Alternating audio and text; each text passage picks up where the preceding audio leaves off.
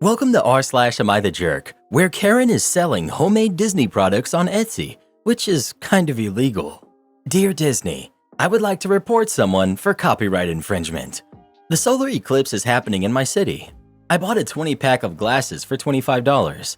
I kept 4 pairs for my family and I'm selling the other 16. I posted them on Facebook for $5 per pair. I know I wouldn't get $5, but it gives room for people to haggle. The goal is to make my money back. One person got really angry, calling me a scammer, and says that I'm trying to take advantage of others because the big box stores are selling them for $2. When I told her that nobody is forced to buy them from me, and once you include taxes, my price is just $1 and some change.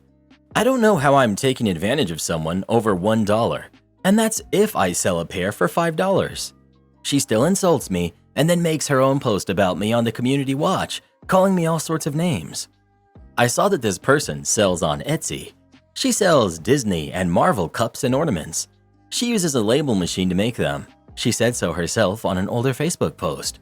She does a lot of copyright characters and logos from several big-name companies. I saw that Disney has an email where you can report copyright infringement, so I emailed them with a link to her Etsy store along with photos of the items she sells and giving them basic information like her name, what city she's in, and her phone number. She had it all public on Facebook. I don't know if Disney will actually do anything, but it still makes me happy. I plan to email the other companies as well, such as all the major sporting teams, Nintendo, etc. I wasn't breaking the law selling an item for $1 more compared to my competitors, but you were breaking the law by using characters and logos that you didn't have the right to. I'm so confused by your math. 20 pairs of glasses for $25 is $1.25 per pair. Are you saying taxes add on $2.75? More than double the original price? And how are you selling them $1 more than your competitor if they're charging $2 per pair? I, 36 male, think that my wife, who's 38, is cheating on me and using me as a cover. I'm gonna be straightforward. My wife and I have been married for 9 years now. No kids. We have a great marriage, good compatibility, love life, lots of shared interests, etc. So I never had any reasons to suspect my wife of cheating on me. Until recently. In the summer of 2022, my wife started a new job. There, she met Mark, who's 32, male. My wife and I are very communicative, so I knew about Mark from the beginning. All I know about him until the summer of 2023 is that he's a friendly coworker of hers who's helped her navigate her way around in the beginning, and they're very good friends in the context of work. I know that Mark is married. I'm not aware of them hanging out outside of work during this period of time. In summer of 2023, I get introduced to Mark all of a sudden. My wife and I were getting ready to go to the beach in the morning, and she asks me if I mind Mark joining us. As I said, I've always trusted her, so I never thought anything weird about it, and I said okay. I liked hanging out with Mark that day. He was cool, even treated us to food and drinks. The next time we went out together, he brought his wife with him. Before I knew it, this form of spending time became the norm. Mark, me, and my wife, or Mark, me, and both wives. For a bit, I enjoyed having a squad like this, probably because I never had that experience when I was younger, and Mark and I actually became quite good friends. We'd even hang out one-on-one. Well, this lasted until January of this year. For Christmas and New Year's, we went on a skiing trip together, all 4 of us. This is when I started to feel suffocated. Basically, each time I'd try to do something alone with my wife, Mark would join us. Each time I'd try to tell my wife that this was bothering me, and she'd say to chill because the more the merrier. I ended up spending more time with Mark's wife that vacation because both of us felt like third wheels. When we returned home, this is how things started to be. I'd tell my wife, hey, let's go have some dinner somewhere nice. Then she'd tell me Mark's coming too. She'd basically refuse to spend any private time with me outside the house. The situation also made me start finding Mark irritating. A few weeks ago, I happened to run into someone from their workplace. I couldn't help myself but ask about how they were behaving at work. She told me that they're the unofficial office couple, that my wife likes to jokingly go by Mrs. Mark's last name. She told me she never saw anything physical, but emotionally, they're basically acting like a married couple. I told my wife and Mark about this, and they said it's just work gossip. Now about the cover part. My wife won't go out with Mark alone, so she drags me along each time with the pretext of a group meeting. I feel like she does this only so that people don't see her alone in public with him and start suspecting an affair. Mark's wife also has the same suspicions and experience, But Mark, just like my wife, says it's an overreaction and gossip. We're both just misunderstanding them.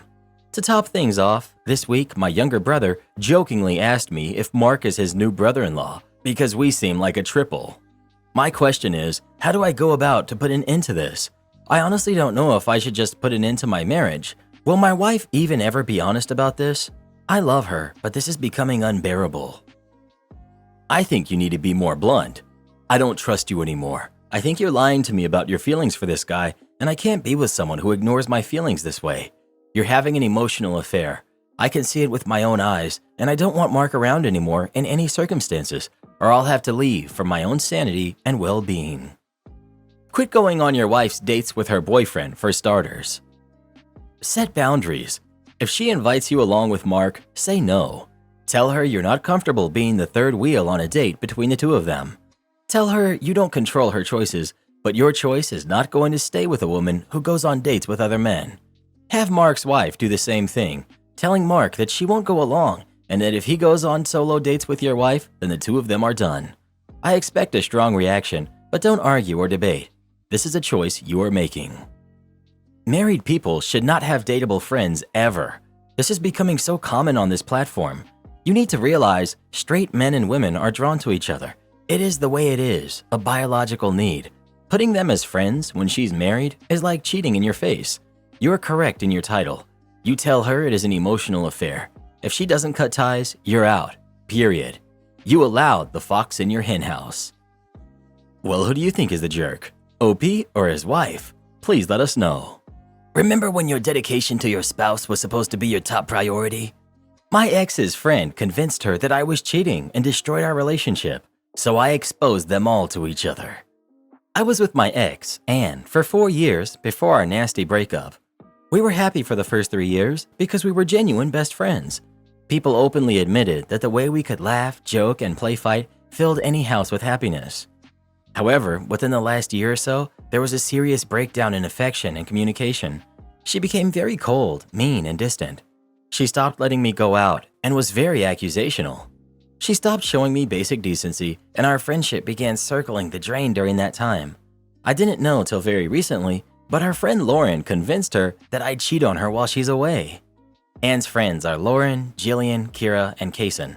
Lauren and Kaysen are together. This is important. You see, Anne travels for work. She's usually gone for up to 3 weeks at a time. She came back from her most recent work trip last Friday and over breakfast the next day bluntly confronted me and asked me if I'd hooked up with another woman while she was gone.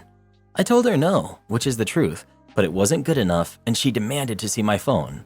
I said no because how out of left field this was, and never once had either of us ever needed to go through the other person's phone. She took my phone and went through it anyways.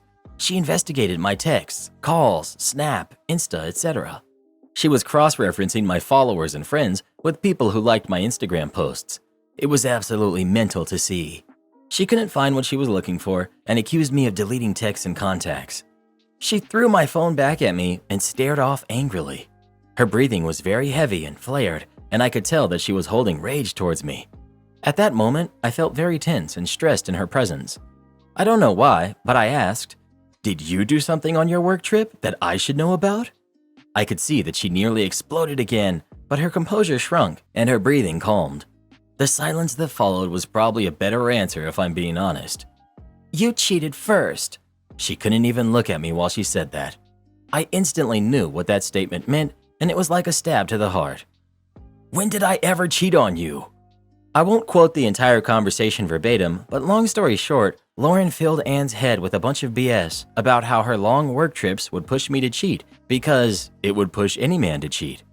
Well, it turns out Anne cheated on her work trip under the advice of Lauren.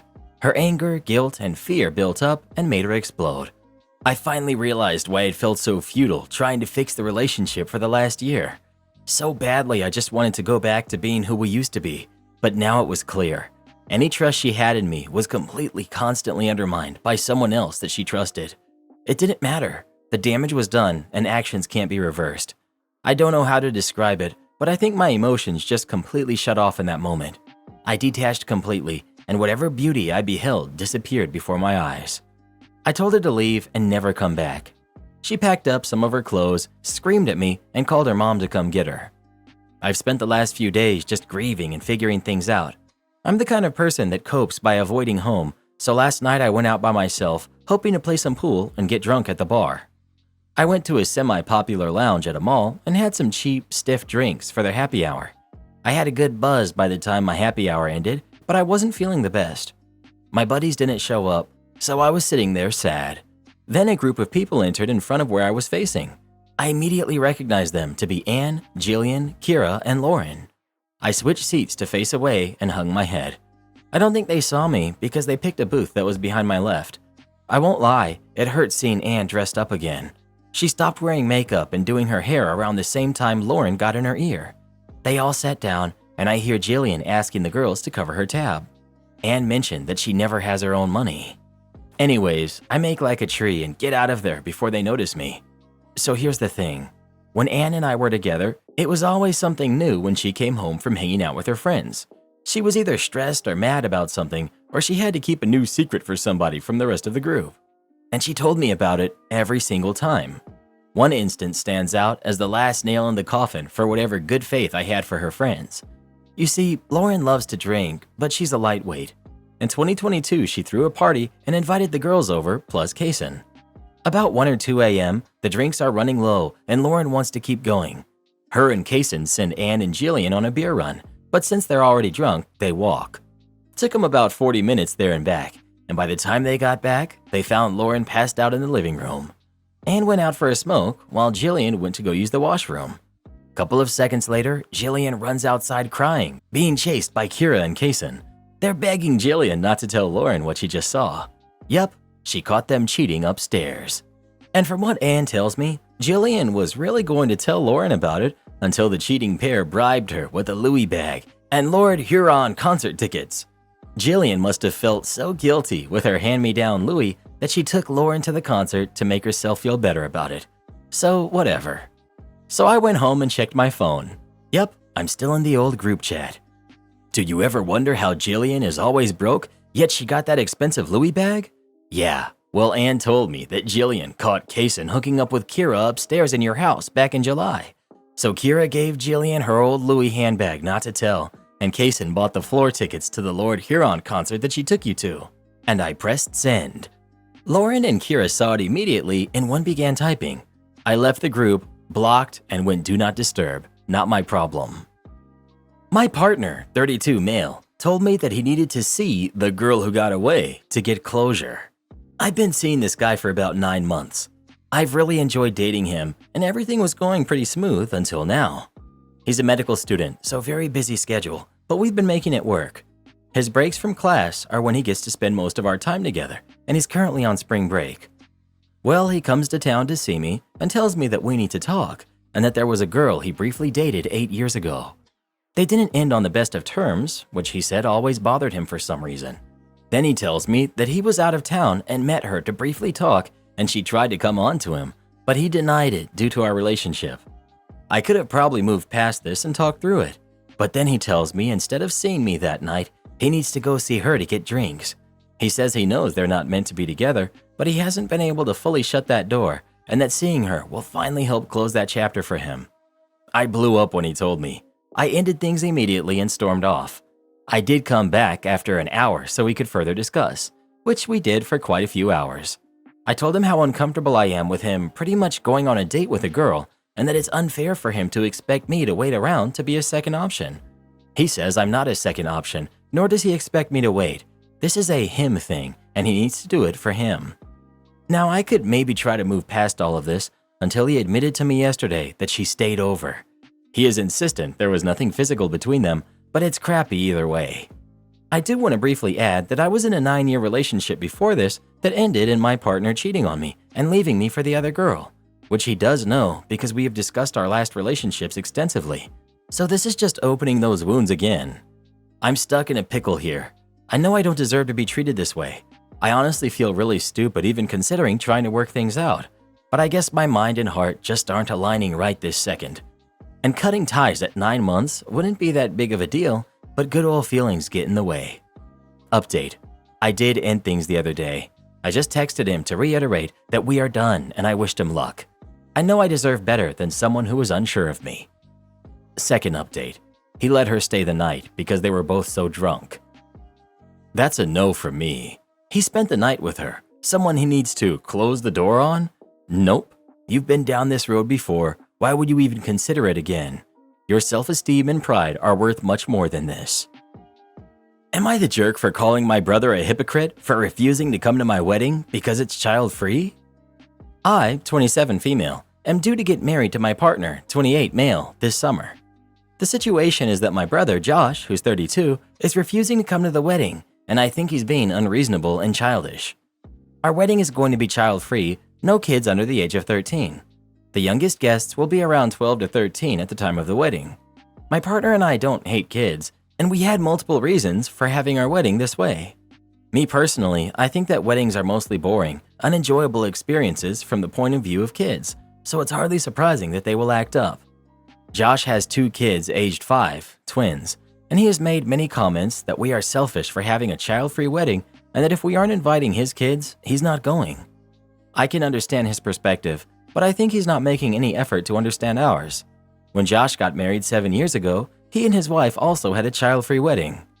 Last weekend, we attended a family party. It was someone's birthday, and some family members brought up the topic of my upcoming wedding. Josh scoffed the whole time and made a comment that he wouldn't know about it because he's excluded. His comments caused short, awkward silences, but no one responded to them. Later, when I was talking to Josh alone, I told him he's still invited to the wedding, and he and his wife can go or not. Those are his options, and him making snide comments aren't going to change the plans. He said that I'm alienating his kids, and that they will be very sad about this when they're older, and that they would love to be flower girls. I called him a hypocrite and told him to grow up, and that was the end of the conversation. Our parents are now getting involved, and my dad told me that he and my stepmom will not be at the wedding if Josh isn't. I'm not close with him for unrelated reasons, and our relationship is rocky at best, so I just told him that's up to him. My mom is asking me to just make an exception for Josh's kids. She said that I'm acting like a narcissist and that we all have to make compromises sometimes. Am I the jerk? Multiple people have been asking, so I'll just add it here. Josh and I are 2 out of 7 kids. At the time of Josh's wedding, 3 of our siblings had kids and babies, and so did some of our step-siblings. Not the jerk. Josh is indeed hypocritical. What does he even say about his change in perspective since he got married and had a child-free wedding himself, and is being strangely petulant and dramatic now? Your mom is also out of line, and the remarks about narcissism are ridiculous.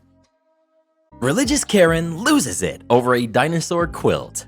My sister and I weren't raised religious. She went off to uni at 18 and became a Christian when she started dating another Christian. Basically, the point is she doesn't believe anymore that dinosaurs exist.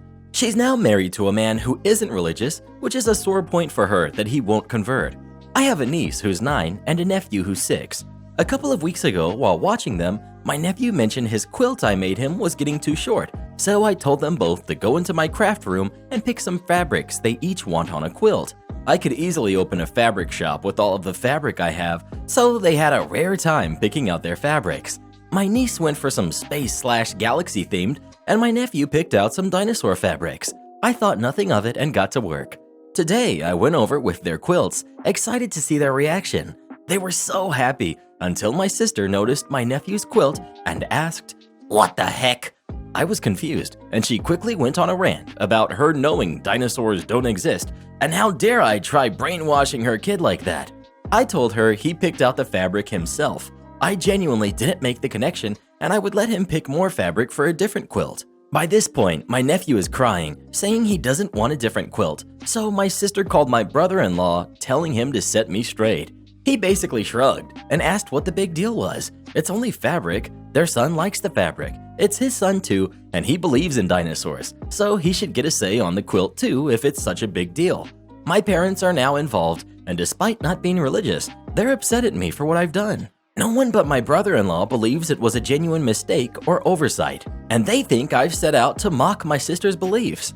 I honestly didn't think I'd have to vet my nephew's fabric choices with my sister, as all the fabric they had access to was kid-friendly prints. The stuff with swearing, etc. is kept elsewhere, as they like going into my craft room. Edit. Thank you, good people of Reddit, for your comments and advice. If there's any more comments tomorrow, I'll try replying to them. I'm off to sleep now, and here's hoping I don't dream of dinosaurs. Night night. Well, what do you think? Was it okay for OP to make the dinosaur quilt? Or should she have checked with her sister first? Please let us know. Of course it wasn't okay. I would have just burned the thing. Karen. The food was horrible. Me. But you ate it all? I was remembering some crazy stories about my time as a waitress when I was working at Saltgrass Steakhouse and thought I'd share. Maybe share some more stories about the choosing beggars you will always encounter in the restaurant business, but I like this one particularly for how my awesome boss handled it all. We've got entitled woman, we've got me, and we've got the manager. This was a few years ago, and I had been at this particular restaurant for a little over a year at this point. I never had a wrong order and knew the menu like the back of my hand, and I really loved working there since it was more pricey than some places, so we tended to attract better tippers. It was close to the end of my shift as a couple walked in. My replacement wasn't there yet, so I thought, why not? One last table for the day. I greeted them politely, and they ordered some smothered cheese fries and some soda, and later got some double pork chops and chicken fried steak. I remember because it was just a good day. I checked on them periodically, making sure their drinks were always full, or if they needed anything else, made sure their food was okay, to which they replied that it was great. I noticed that they had cleaned their plates, not one single thing left on them, and as I was taking them away, I asked if they wanted some dessert. They said no, so I proceeded to drop off their check, and all of a sudden, their attitude went sour at this point. Karen. I want to see your manager. Me. Okay, but can I ask what the problem is? I might be able to help. Usually I could help if there was any problem, although I couldn't think of what it was. Karen.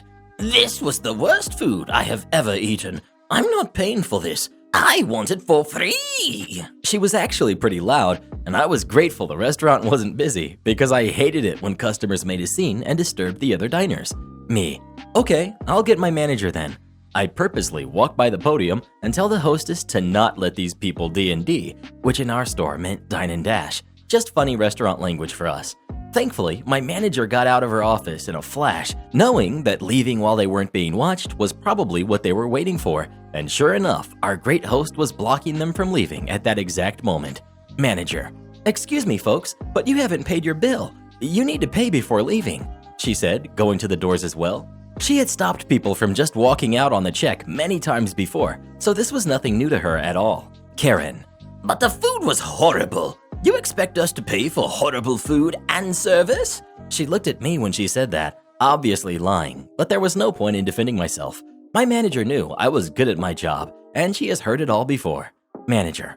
Well, I'm sorry you feel that way. If I may ask though, if it was so horrible, why did you eat it all? Once you finish your meal, there's nothing I can do to fix it. And even if it was horrible, we have a no comp.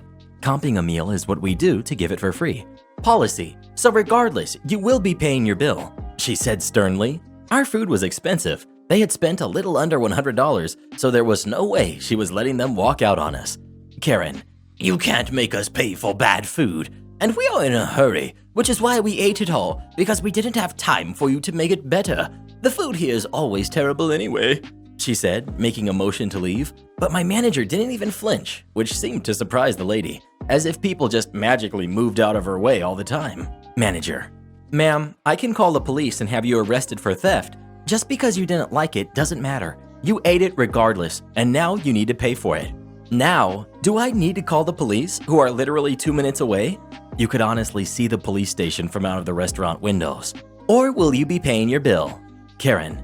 But it's not stealing. It's only food after all. She began to yell again and whine about it.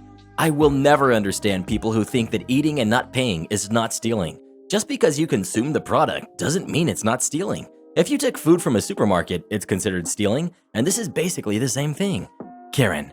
Fine, but we will never eat here again. I couldn't help but stifle a little laugh at that point. Even if she heard me, I didn't care, because I already knew I wasn't getting a tip. After all, they already tried to make a run for it without giving me anything for it, so why would they bother now?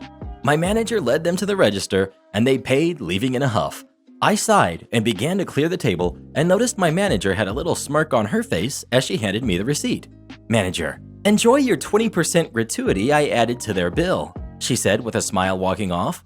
That definitely made my day. After all, they had signed the bill because they paid with their card, so even if they contested it later, we have proof they approved it. Regardless, my manager did this so I wouldn't be stiffed from an entitled table. No one leaves our restaurant without paying. We will honestly bend over backward to make you happy, but you will be paying in the end. Speaking of Saltgrass Steakhouse, what's your favorite restaurant of all time? Please let us know. I do love me some Chipotle, even though it does tend to give me the Hershey squirts. Entitled mother calls me, my boss, and texts me at work saying it's an emergency. It wasn't. So my mother, who's 51, is an entitled mom to the max. Toxic family members? No problem, just forgive them. Constantly bugged staff when I, 24 female, was younger and would call the school whenever she got the chance to complain about something. Finally, she needs everything to go her way. Also, constantly making me 20 minutes late to field trips and demanded they wait because she had to get ready. At my sister's wedding, she said she would help at 11 a.m. to set up. Didn't get there until 5. Gift opening at 10:30. She got mad when we started without her. So yesterday, she actually called my work number 4 times. My boss, I don't know how she even got her number, as she doesn't even know where I work, 2 times, and finally sent me a text message asking if I ever wanted a relationship with her. To which I responded with the following: Mom, I would love a relationship with you. However, some things have to change. I can't be answering these questions when you know I'm at work. You can't continue to gaslight me because I want a relationship with my father. My dad is my dad, and just because he left you as a wife does not mean he left me as his daughter, like you made me believe when I was younger, which was completely wrong of you to take your emotions and to put them on me. I got to read all the paperwork. I know both sides. Divorce of parents with kids are never one-sided. You can have a relationship with me when I hear an apology for the things ex-stepdad put our family through. All of it. The teasing and the bullying has to stop. That means all of it. You do not get to play the sympathy card if I react badly to years of that crap from my siblings that you also contributed to. Stepdad, and yes, from you as well. That means no more making fun of me, my past, or my current partner, including making fun of our relationship. None. You need to seek professional help for your narcissistic tendencies. I am under no obligation to keep my hair blonde, give you grandkids, or to not donate my eggs, get a tattoo that I had no say in, or to visit you. You have no right to make me feel bad when I do things and you don't like them. I don't want to visit a toxic household when I know what will happen, so until you get professional help for your past, I will see you on major holidays and special occasions. And now I finally have peace and quiet. Am I the jerk for calling my grandma a failed gold digger? My grandma, who's 64, is a narcissist, has always hated my dad. Before my mom met him, she dated a doctor who treated her like garbage. But to my grandma, he was Mr. Perfect because he had gobs of money. My dad is a county sheriff, so even though he supports our family just fine and my mom hasn't had to work in over 20 years, my grandma still insists on hating him because our house doesn't have a pool or a tennis court like my mom's ex. My grandma is still friends with his family. She also treats my sister like trash because she was my parents' firstborn, and in an attempt to make peace, my mom insisted on naming me after her, resulting in me being my grandma's favorite, even though I personally can't stand her and go by a shortened version of the name. I've also been sharing my gifts from her with my sister since middle school. She'd literally send me $250 gift cards for Christmas, while my sister will get a sweater from Walmart. The most expensive gift she ever got from her was a leather purse, right after my sister went vegan. Anyway, restrictions have relaxed a lot in my state, and we could only use what's been going on as an excuse so many times before my mom insisted on inviting her for dinner. We weren't even halfway through our salads when my grandma asks how paying off my student loans are going. I proudly tell her I should be debt-free by next summer, and my grandma starts talking about how she wishes we had had college funds, but my mom didn't want to marry up. My dad has the patience of a saint, but me not so much. I put my fork down and said, maybe it's because she saw the example you set as a failed gold digger and decided she didn't want to be miserable like you. For context, my grandma has been married 4 times, each time for money, and all of them either blew all their money or went to jail, and then she left them because they went broke. My grandma yelled at me and left. My mom cried, and my dad told me he appreciates me defending him, but he doesn't want me to start crap on his behalf. I understand his point, but I also know he feels a lot of guilt for not being able to pay for our college, which is why he won't charge us rent and instead insists we live with him so we can pay off our debts faster. So I know that even though he acts like her comments don't bother him, they absolutely do. My mom is still moping because she's all, family this, family that. My sister called me a trooper, and my dad still thinks I shouldn't have said anything because he hates seeing my mom upset. So what do you guys think? Am I the jerk? I'm just tired of her constantly insulting my dad when he works his butt off to give us a good life. But then again, I do have a tendency to be a daddy's girl, so maybe I'm just biased. Edit. I really appreciate all the feedback, guys. Just to clarify, I want to say my mom has talked to my grandma about her comments and favoritism several times in the past. The problem is, she'll knock it off for a little bit, then circle right back to her normal narcissistic self. It's a never-ending cycle of jerkery with this old lady. Anyway, I suggested therapy to my mom to deal with how her past has affected her, and she told me she'll think about it. So that's progress. Again, thanks for the feedback, guys. Stay judgy. Well, what do you think? Was OP too harsh on Grandma, or did Granny get exactly what she deserved? Please let us know. I like the grandma. We should really hang out sometime. Manager from another post begs me to return after firing me. If anyone saw my post on r/I don't work here lady, this is the same Walmart assistant manager. A little setup. Between my previous post and this one, I was fired for working. I had transferred to apparel, which didn't have any cameras due to the dressing rooms in the area, so that came down to my word versus his. Sadly, corporate didn't know our history, so they didn't side with me in my appeal. But basically, I was fired for not working, despite the fact that I was keeping the department afloat single-handedly. Everyone else there were elderly ladies who couldn't keep up with the fast pace required. Anyhow, about a month after I was fired, I was doing some shopping. I hate Walmart, but in my town, there's some things you can't buy elsewhere.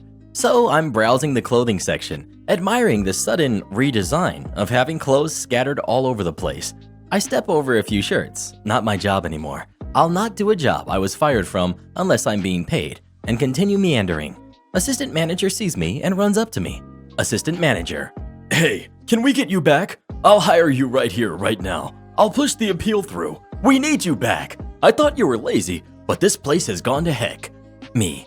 It's tempting, but I do have another job already. Sorry, but I can't just bolt on a job that needs me. Besides, you fired me. Assistant manager. All right, I'm sorry. If you'd be willing to put in some work, I'll push it through with HR to get you paid. It's our policy to pay all workers. Me. I know the policy, but you can't afford my freelancer rates, and your policy is paid at standard starting wages. At this, I turned and walked away, stepping over a few other garments someone threw on the floor. I felt bad, I really did. My OCD really took a hit there. But I don't make a habit of helping people who do me over. Since then, the manager has been fired for harassing other employees. I still have contacts there in upper management. Parents who think it's okay to let your kid pet guide dogs. What the heck? This is not a post about a particular instance per se, but of the general experience I get as a blind person. I get people who pet my guide dog, which is a huge no-no. Never pet a service dog, especially a guide dog. Most often, it's just people who don't know you're not supposed to do that. When I politely tell them not to do it, they apologize and leave. Often, I have people ignore me and still pet them, at which point I will usually command my dog to take me out of the situation. Less often, people will actually confront me about it, accusing me of being cruel for not allowing my dog pets.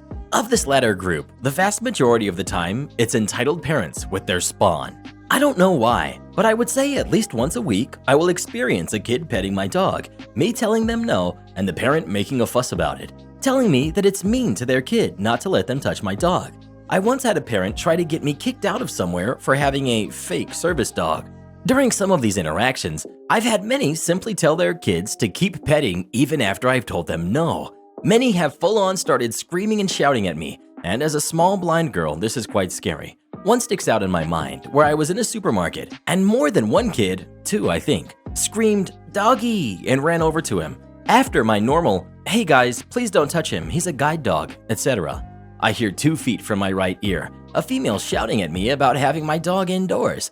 After saying I was a blind person and he was my guide dog, she then accused me of pretending to be blind. Her reasoning? "Your eyes are perfectly normal." Besides the fact that this doesn't change the fact I was or was not blind, it's also something I hear on an almost daily basis.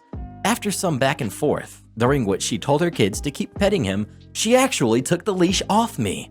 This is why this particular interaction is so ingrained in my memory, and you have to understand how absolutely terrifying that is.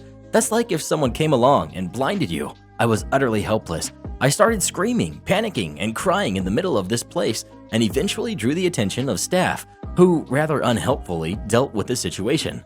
The point of this post, simply just to express my built-up rage over the years at the number of entitled parents who believe that their kids' rights to touch a cute animal overrides the safety of disabled individuals. I've had so many bad interactions with people of all types and stories galore, but entitled parents remain in my moments of infamy because not only are they being absolute goblins, but they're teaching their kids to be goblins too. If you're someone with a service animal who has any similar experiences, please let us vent together. If you're someone who pets, talks to, or in any way interacts with service animals with their vests on, stop doing that. And to parents who let their kids do this, why are you such a jerk? Got my supervisor fired after she retaliated against me and fired me. I started working for an insurance company in January of this year. I even moved to the opposite side of the country to do so. While I was in office, everything was great. I was hitting my metrics and exceeding goals monthly. Then 2020 hit and we were all sent home to work remotely. That's when things went downhill. In June, my aunt passed away, so I took time off for the virtual memorial. In July, my wife lost her best friend suddenly and was in the thralls of grief, so I used paid time off during this time to cover.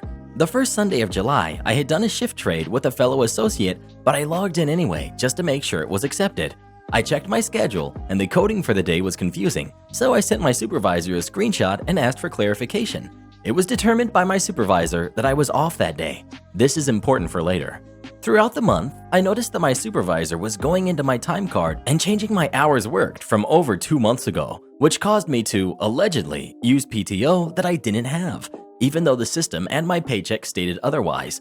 Because of her hijacking my time cards regularly, I received 8 attendance occurrences in one meeting. We are allowed 12. Now remember that day in July where my supervisor determined I was off?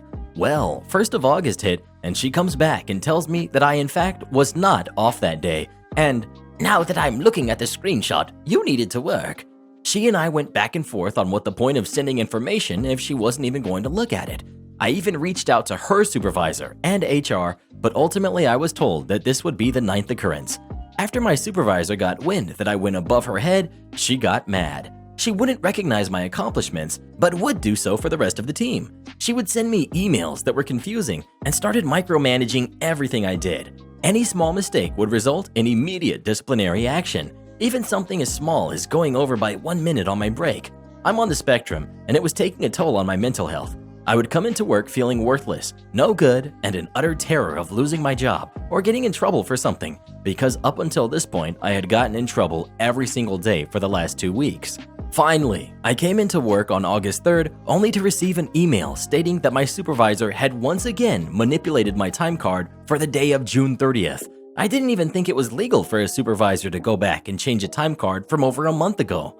As a result of this change, I got an email that HR had consequently backdated all PTO taken between June 30th and now due to the change, which was requested directly by my supervisor. At this point, I get sent into a meeting with my supervisor and hers.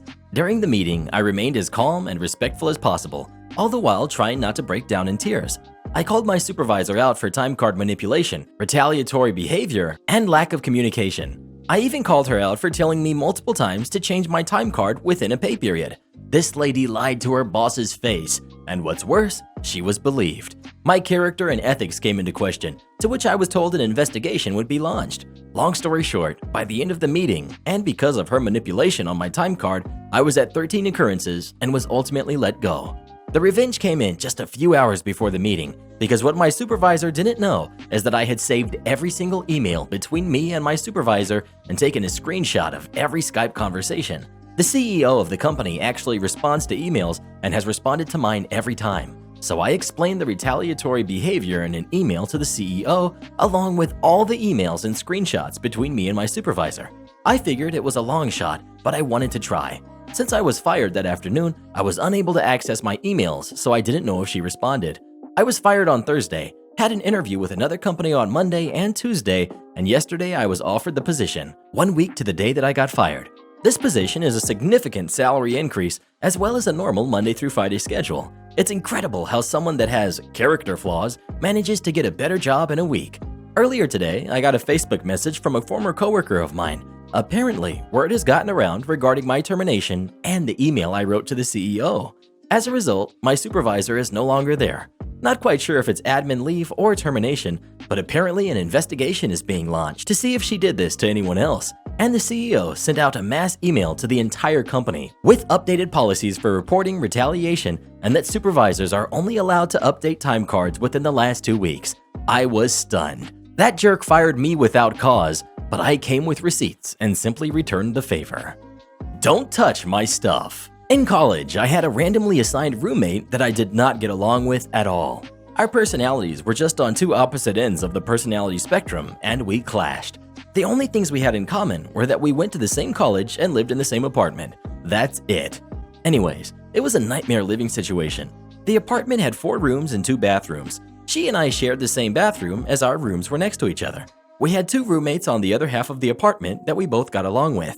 After over 8 months of just pure passive aggressiveness towards each other, like I would put sticky notes on her days-old dirty dishes and she would put my wet laundry on the floor, she decided to report me to apartment management for bullying her. Honestly, we were doing it to each other. However, the apartment manager took pity on her because I was tall and athletic and she was 6 inches shorter than me and very thin. She claimed I physically intimidated her and she was scared to live with me. She did this because she wanted to move to a new apartment without paying a $500 fee, but instead the apartment issued a written warning. The warning stated that we were not to touch any of each other's personal belongings without written permission. First infraction was a $250 fine, second infraction was a $500 fine, and a third infraction would result in eviction.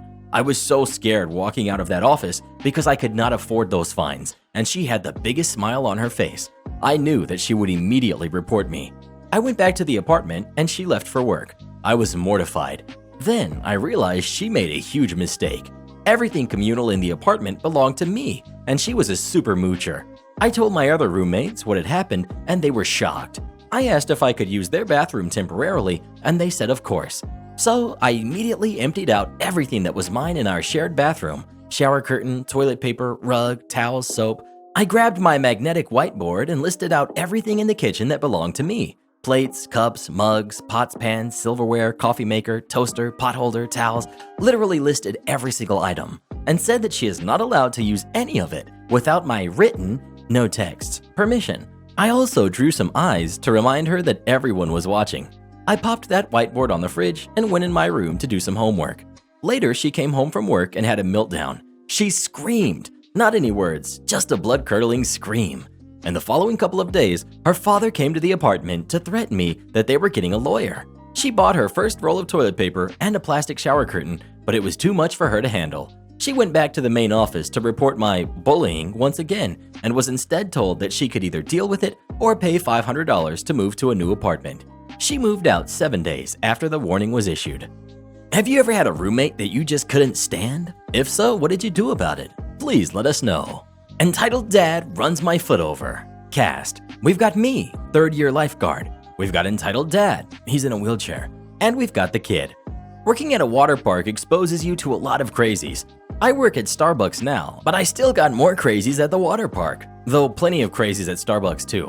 On this particular day, I was guarding our wave pool. Our wave pool is one of the biggest in the state and has a mini attached side pool that's about 3 feet deep and has a little playground so the kids can still experience the waves. The wave pool itself goes to 7 feet and everyone under 48 inches is required to wear a life jacket. I was specifically guarding the kids area and was the only one guarding it. Important, there were 3 guards on the beach/entrance to the wave pool, 3 guards on each side of the wave pool, and now 2 guards solely watching the deep end. One of the #1 rules of being a lifeguard is that you never ever leave your area and never ever take your eyes off of your zone. I had just rotated to my spot when Entitled Dad approaches me in his wheelchair and gets my attention. He politely asks if I can retrieve his son from the pool and describes him to me. I'm more than happy to do so for him. I'm standing by Entitled Dad searching for his kid, and he's getting more and more frustrated because I cannot for the life of me find him. I'm actually mildly starting to freak out because I don't see the kid he's describing anywhere.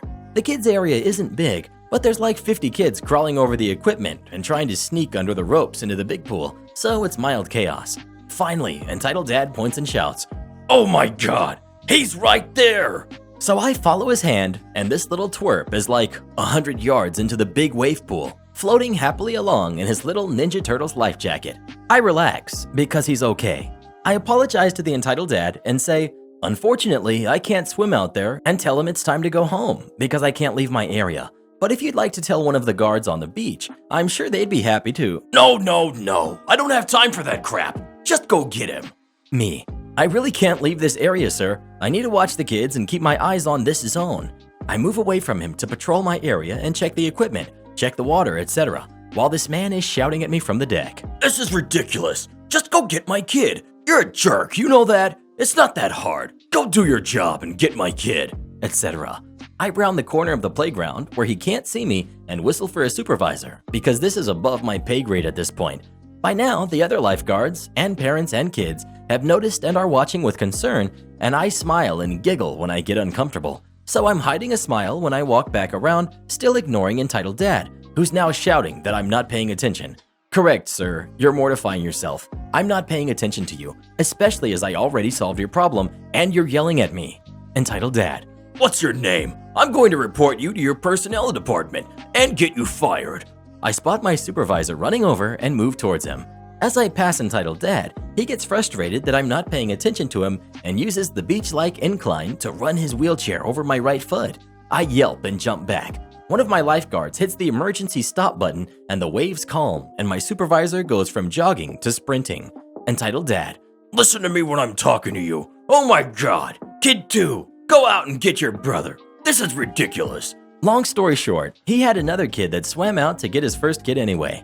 I got pulled off rotation and sent to the EMT and reassured that I was fine and my job was safe. And my supervisor kicked entitled dad out of the park, and now he's banned forever.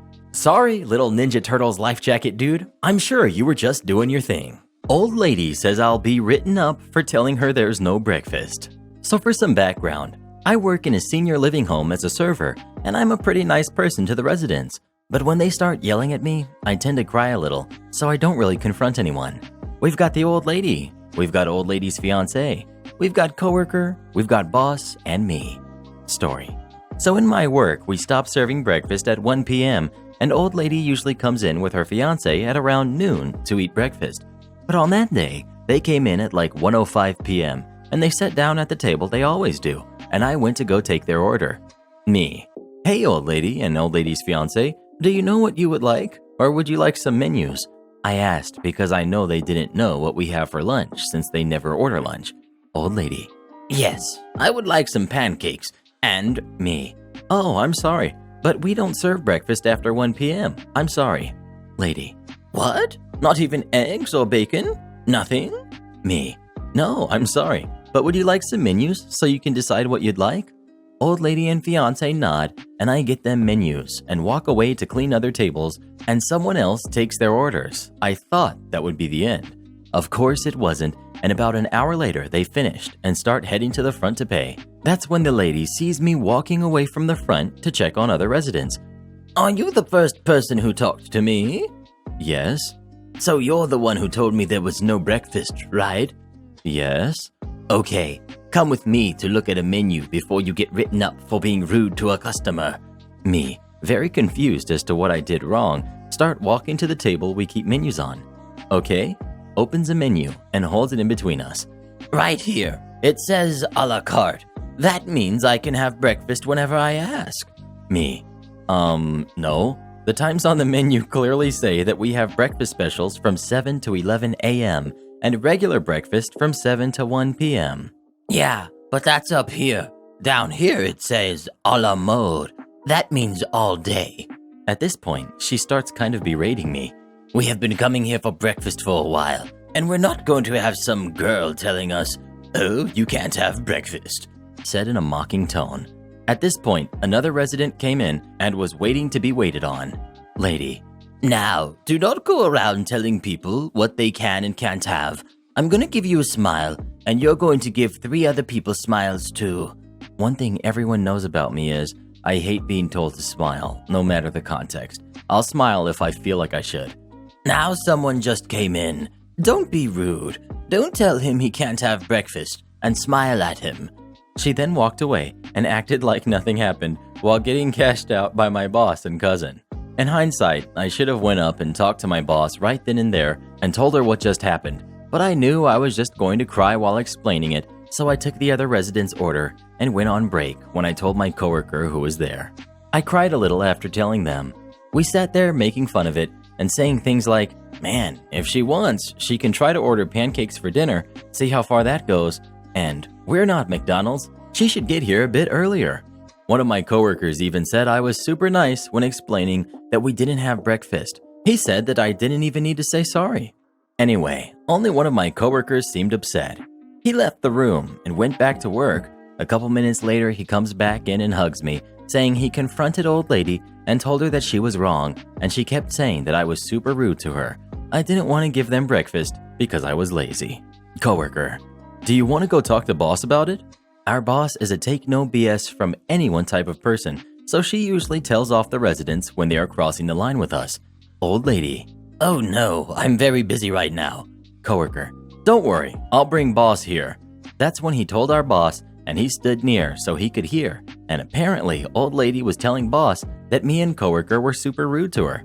We then started joking about it again when boss comes into the break room and tells us what happened. Boss, so I talked to her about it, and she kept lying, saying that you and coworker were super rude and yelling at her, and that coworker was waving a menu in her face, which I know is a lie, as I can think of some people who would do that, and you two are nowhere near being on that list. She kept saying that a la mode meant all day, and she knows that's what it meant. I told her that's not what it meant, and that it meant one by one of what we have. Then old lady said that I was lying, and I told her I wasn't because I made the menu 15 years ago, and she just went quiet then. To this day, old lady has not spoken to me unless it's to give me her order for dinner. She never apologized or admitted she was wrong. This isn't the only story I have with her in it. Am I the jerk for refusing to support my Karen niece's lifestyle? My sister and her husband were sent to prison at the start of this year, and sadly won't be released for a few years. That left me to look after their 15-year-old daughter, Amy. I was perfectly happy to do this, but as most of their wealth was seized for being ill-gotten, it's meant that I've been having to take care of her out of my own pocket. Once again, this doesn't bother me, but it's meant massive life changes for the kid. Firstly, they sent her to a private school. I can't afford anywhere near those fees, so I had to transfer her to a local school. She was upset at this at first, but she quickly made friends and is excelling academically, so this isn't a huge problem. She's been off school for the last few months anyway due to the situation. A bigger problem is clothing. Like my sister, Amy loves fashion and designer stuff. She's still got a lot of stuff that her parents got her, but she's always on the lookout for new clothes. Unfortunately, I can't afford anywhere near the sort of stuff she likes, and I also have 2 kids of my own whose clothing I also have to pay for. I've told my sister this, but she insists I should make allowances because her daughter is going through a tough time. Amy also really doesn't get along with my daughter, Hannah, who is 11. She bullies her, calls her names, tells her none of her friends really like her, etc. She has made her cry on many occasions and often continues to taunt Hannah while she cries. Yesterday, I caught Amy trying to buy a dress costing over $1,000 with my card. I was fuming and had a long conversation with her. She cried and sobbed that she just wanted one nice thing. My sister called me from prison, and Amy cried over the phone that she hates it here and I treat her unfairly. I spoke to my sister afterwards, and she begged me to go easy on her daughter because she's still adjusting. I put food on this kid's plate. I buy her whatever clothes I can afford, even if they aren't to her taste. I take her to visit her grandparents as much as possible. They're held in different facilities, and I do all of that on top of working and looking after my own kids.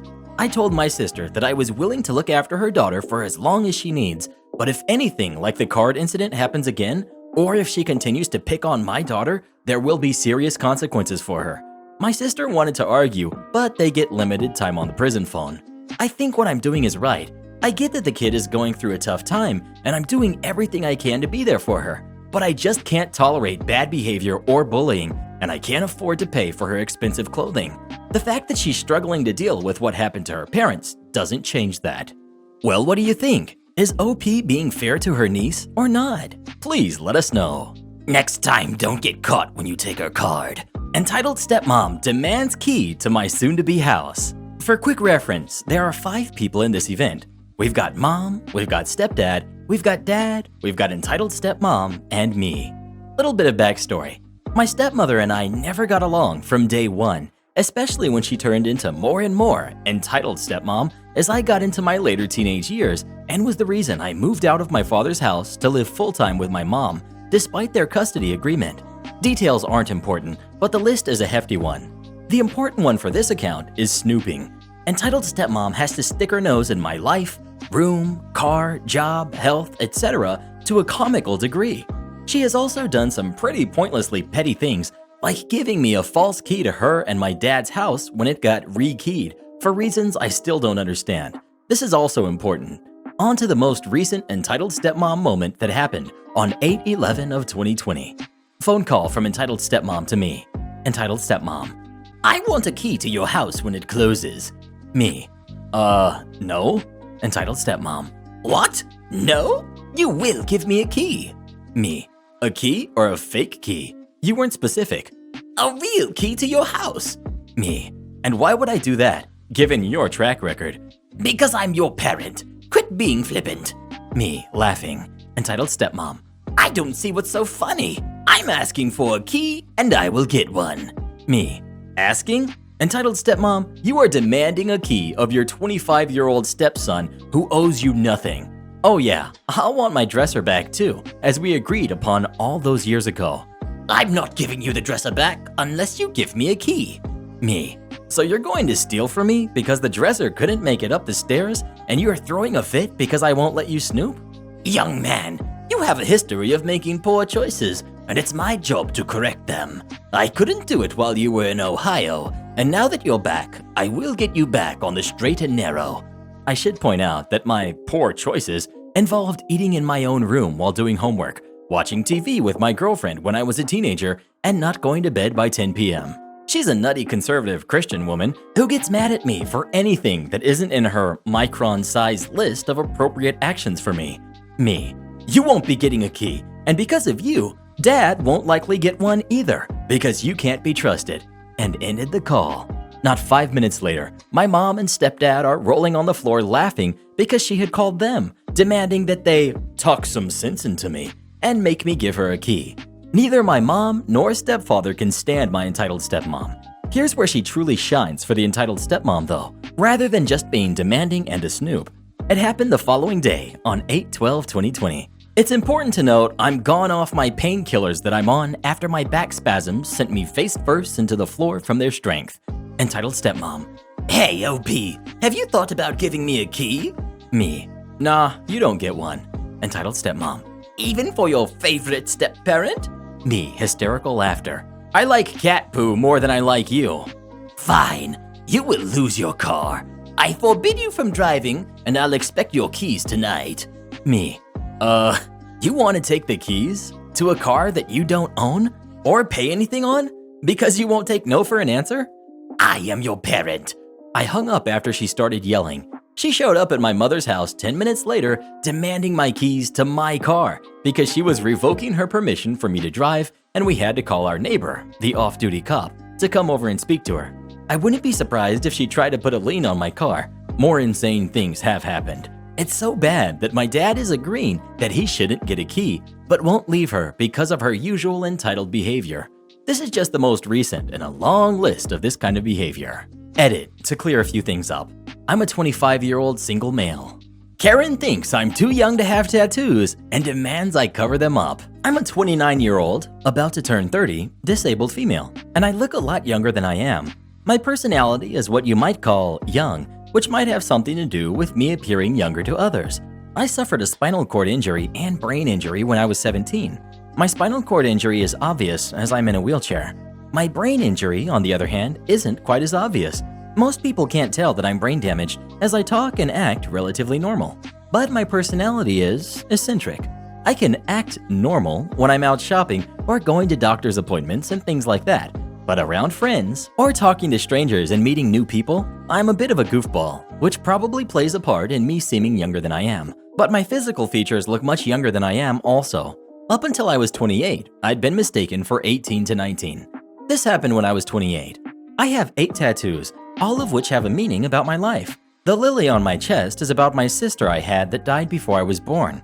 The spider on my arm is about me overcoming my fear of spiders. My Phoenix tattoo is about me going skydiving in 2016. I have a fairy on my shoulder, another flower on my chest, and a few other smaller tattoos on my arm. That's not to say that all tattoos should have a meaning, that's just me. When I'm wearing long sleeves and a high neck shirt, you can't see any of my tattoos. In summer, however, they're out for the world to see. None of them are offensive, in my opinion, and I often get compliments about them. And then I met a Karen. It was a summer day, and I was downtown doing some shopping, wearing a 3/4 sleeve shirt with open shoulders, making all of my tattoos visible. It was hot as halls outside, so I just wanted to finish my shopping and get home to my air conditioner. And then it happened. I was in a grocery store grabbing a few things I needed when I got the feeling that I was being watched.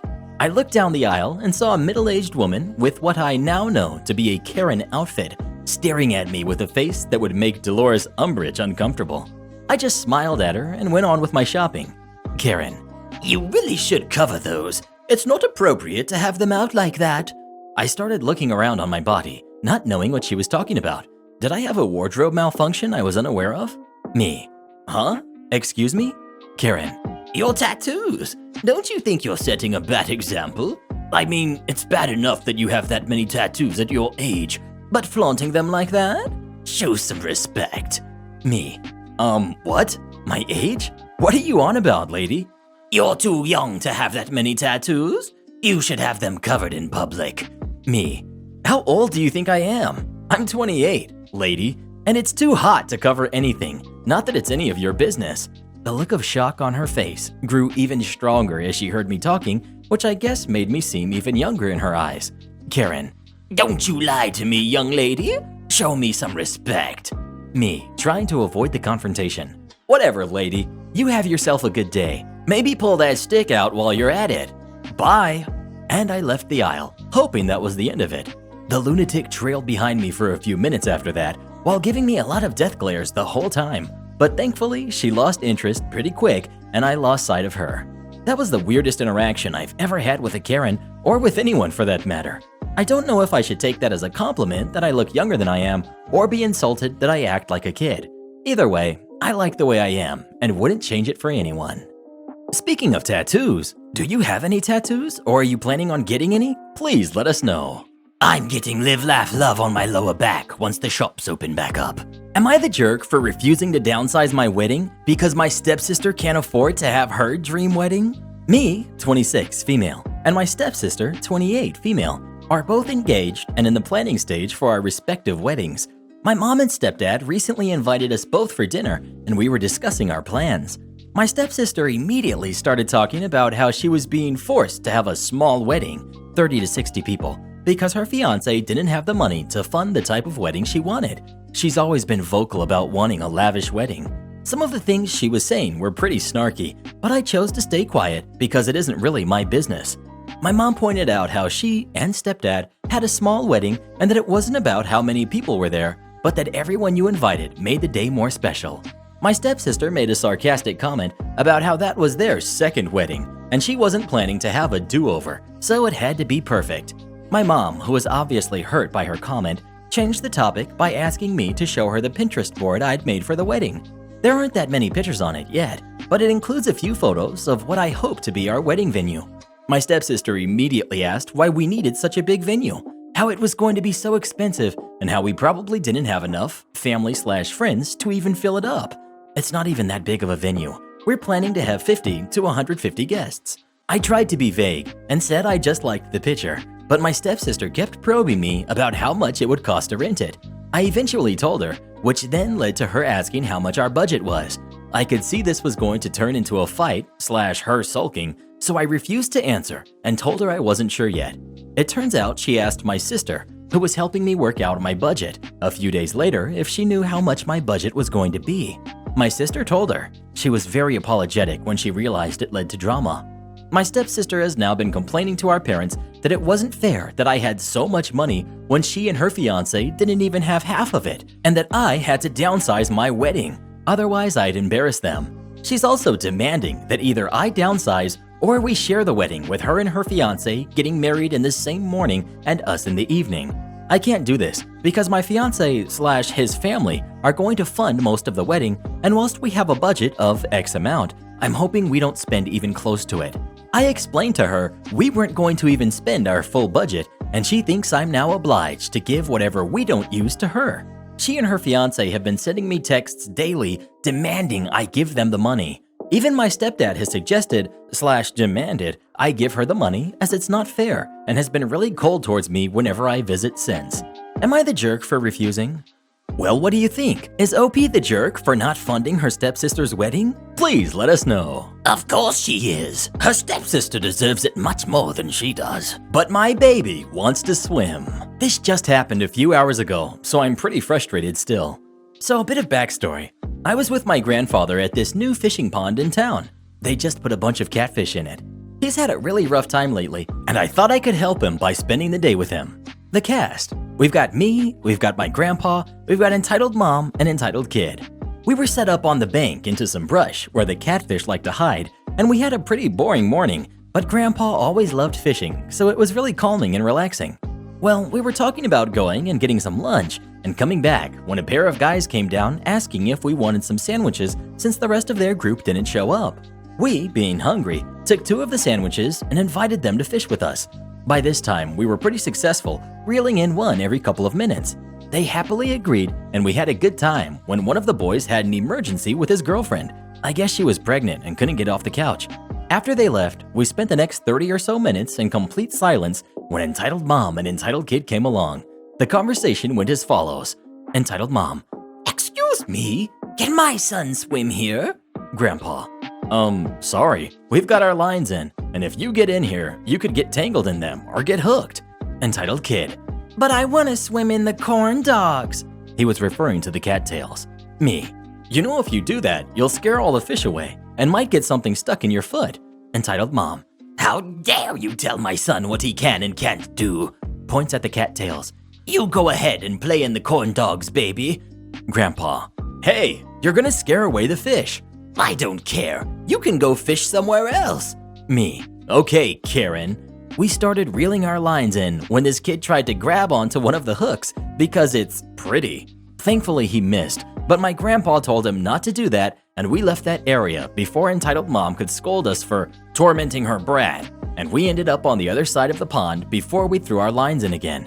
Not even 20 minutes later, I feel a tap on my shoulder. Me, who was napping with a hat over my eyes. Huh? What? Entitled mom. My baby was wondering if he could fish with you guys. Me. I'm gonna go with no. This gear is really expensive and it's not a toy. Please, he really wants to learn how to fish like a pro. Me. Sorry, but I just can't trust strangers with my stuff. And if you wake my grandpa, he'll be cranky and will definitely say no. Oh, come on. It can't be that hard. And he'll be super careful. After that, I basically told her to buzz off kindly and bungeed our poles to my chair just in case and went back to sleep.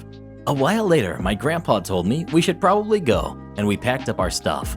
On our way back, we passed entitled mom and entitled kid without even acknowledging them, while the boy cried he wanted the shiny at the end of my stick. We were about to reach the car when I feel a tug on my pole and a scream behind us. Entitled kid had grabbed the treble hook on the end of my pole, and now it had lodged into his hand. Entitled mom ran over, screeching like a banshee about how we had hurt him, and we were irresponsible and blah blah blah. Finally, my grandpa crouched down to inspect the hook. Grandpa, all the barbs have gone through his hand. I'm gonna have to cut them off. Entitled mom rips entitled kid away, which in turn pulls on the hook in his hand. Entitled mom, Oh my God, how dare you touch him? I will call the cops. Shame on you. What would your wife think of this? I bet she would be My grandpa cut her off.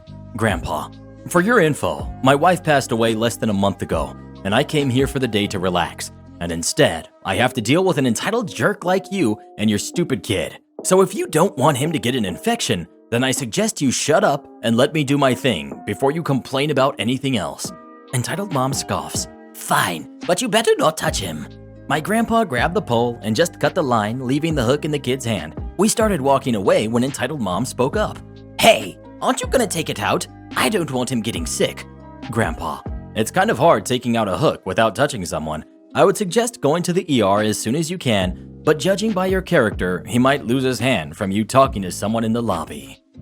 Speaking of fishing, do you like going fishing or not? Please let us know. I do love me some catfish. Yes. You're not going until you eat the food I've made. This happened in 2012. I was 17 at the time. We've got me, we've got my girlfriend, we've got entitled stepmother.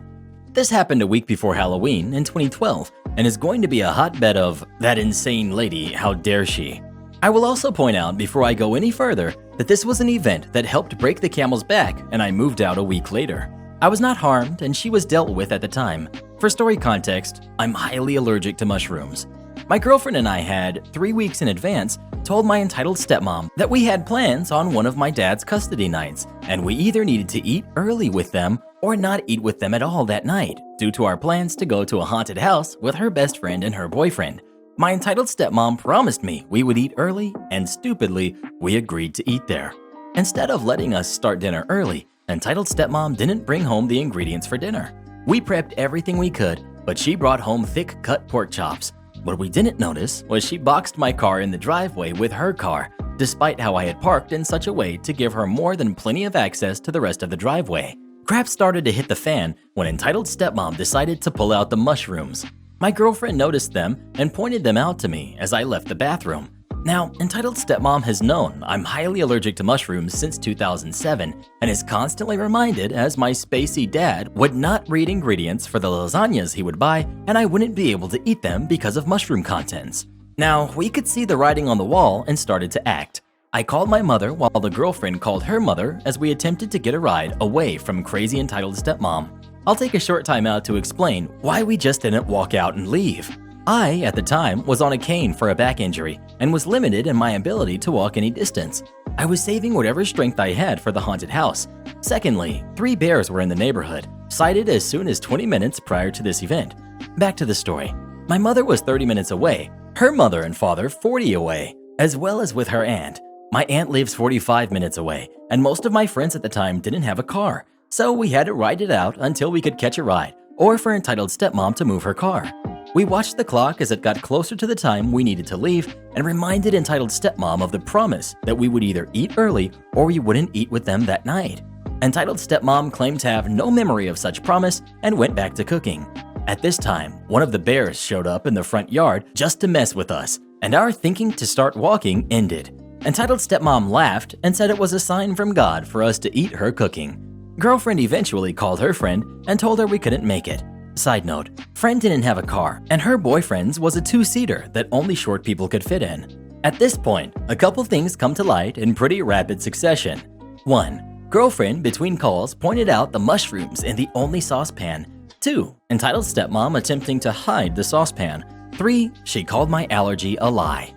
Now, a lot of parents have done this to their kids over the years, and it's been dangerous for them. I was pretty upset at the time, and my temper wasn't the best at the time. Entitled stepmom served the food while both girlfriend and I stayed standing, refusing to sit. Entitled stepmom lost it and began yelling how we were going to eat her cooking. In my rage, I grabbed a fork, cut myself a thick slice, including multiple layers of mushrooms, and held it up, basically screaming back that if she wants me to eat this so badly, call 911, get them on their way here, and have them prep multiple units of epinephrine. My allergy is so severe that even contact with them gives me a rash. My girlfriend's parents finally got there and lost their crap on entitled stepmom before leaving with their daughter. Entitled stepmom tried to tell them they couldn't leave with their daughter until she ate her cooking. Crap really hit the fan after they left, as if it wasn't bad enough. Cops were called for a noise disturbance, and my dad finally decided to answer his phone. Dad sided with me and was furious about her behavior, but didn't leave her over it. Yes, I know, what a lame dude. No need to point it out. Cops made entitled stepmom move her car and I left. Had to give a statement and all kinds of nonsense. Ended up with a court order saying the only place we could see each other was in public until I graduated high school.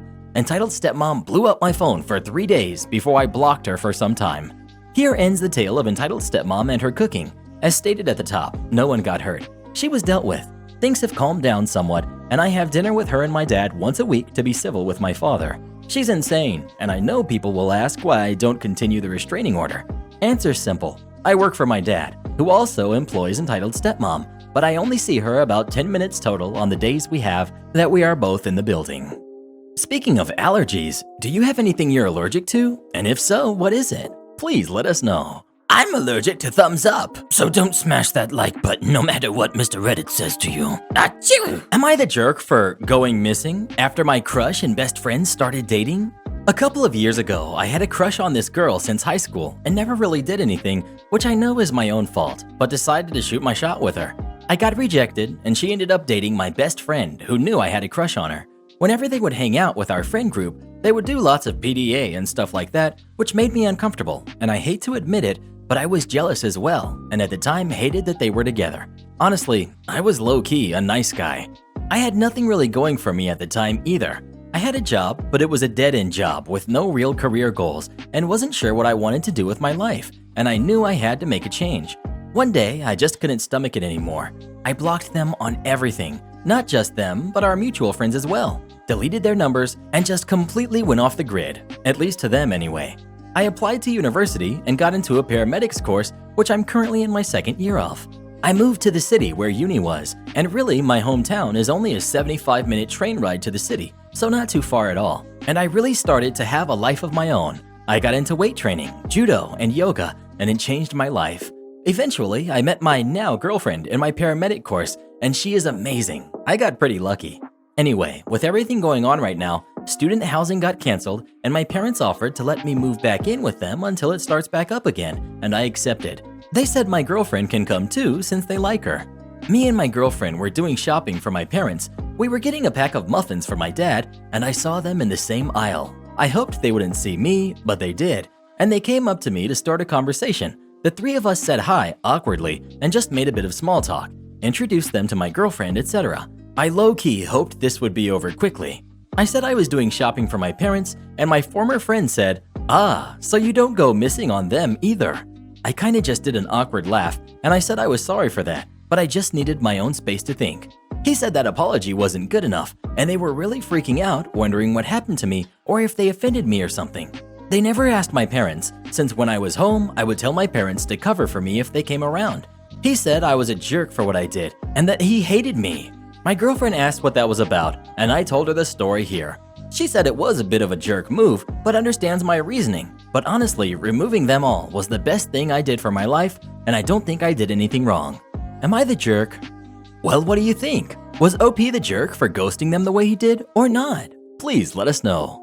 Give your sister your $3,000 instrument we bought you for college. Hey guys, first time poster here. So for context, I was really into band in high school, and I wanted to do it in college as well. As a gift, my parents bought me a Buffett R13BB clarinet for my senior year of high school to use for symphony band, as well as to take to college with me. Now, $3K is a lot of money for my family. This wasn't a decision to make lightly. They don't have tons and tons of money lying around, but they bought it anyways. I was ecstatic. My music had never sounded better, and I loved it to death. Unfortunately, I wasn't able to do band in college because the time commitment was too much for the scholarship they offered, and I decided to work instead. I kept the clarinet for two reasons. First, I still enjoy music, and I'd love to pick it up again. Second, it's $3,000, and any music shop would love to buy that instrument. If I was having a bad time, that's instant money in my pocket for emergencies. Now my little sister wants to do middle school band, and I think that's great. However, this is the conversation that ensued. Parents: hey, your sister is going to use your clarinet for school. She wants to do band, and we don't have the money to buy her a clarinet right now. Me: you mean my R13? She's in middle school. That's intended for college level and professional musicians. Parents: well, yeah, but she really wants to do band, and we can't buy her an instrument. Me: what about a rental? Oh, we can't really do that either. Me: okay. Well, how about I buy her a cheap one or rent one for her? The store nearby has a great rent-to-own program for students. Parents: why won't you just let your sister use it? Me: because honestly, I don't trust kids. Not even that I don't trust her necessarily. Note to readers, I don't. But I don't trust her classmates. She's going to use an expensive instrument like that as a status symbol and gloat to all her friends about it. She's honestly kind of a bully, but they don't see that. And they're going to want to touch it and hold it and break it. Parents: why do you care? It's not like you ever played it. You used it for 1 year in high school and didn't even do band in college. Me: yeah, I needed the money from working more. The scholarship they offered isn't really worth the time commitment combined with full-time classes. That doesn't mean I won't play it ever again. Even if it's only for fun, I would still like to keep it in good condition. Plus, I might need to sell it if I get into a bad situation and don't have any money. That's a lot of money to give to a middle schooler. That should be something for like a high school senior absolute bare minimum. Why is this something I even have to do? It's mine. It was a gift. Parents, it wasn't a gift. And if you sell it, then that money comes back to us. We paid for it. Me, this wasn't ever made clear. I'm pretty sure small claims court would side with me on this. Why wouldn't I assume it was a gift if I wasn't ever told otherwise?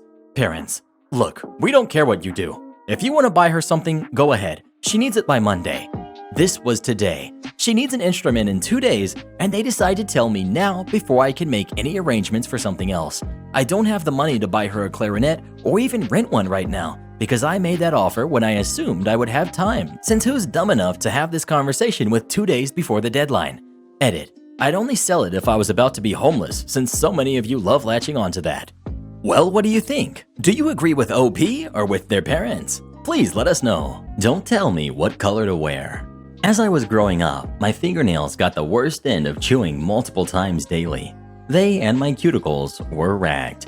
My mom had tried many times to break me out of the habit, but it wasn't until I was 14 that I really put my mind to it and tried to stop. It was hit, or should I say bit, or miss for several months. When I had the chewing under control, my mom was really invested in helping me maintain it. We went shopping and she let me pick out the colors of several bottles of nail polish.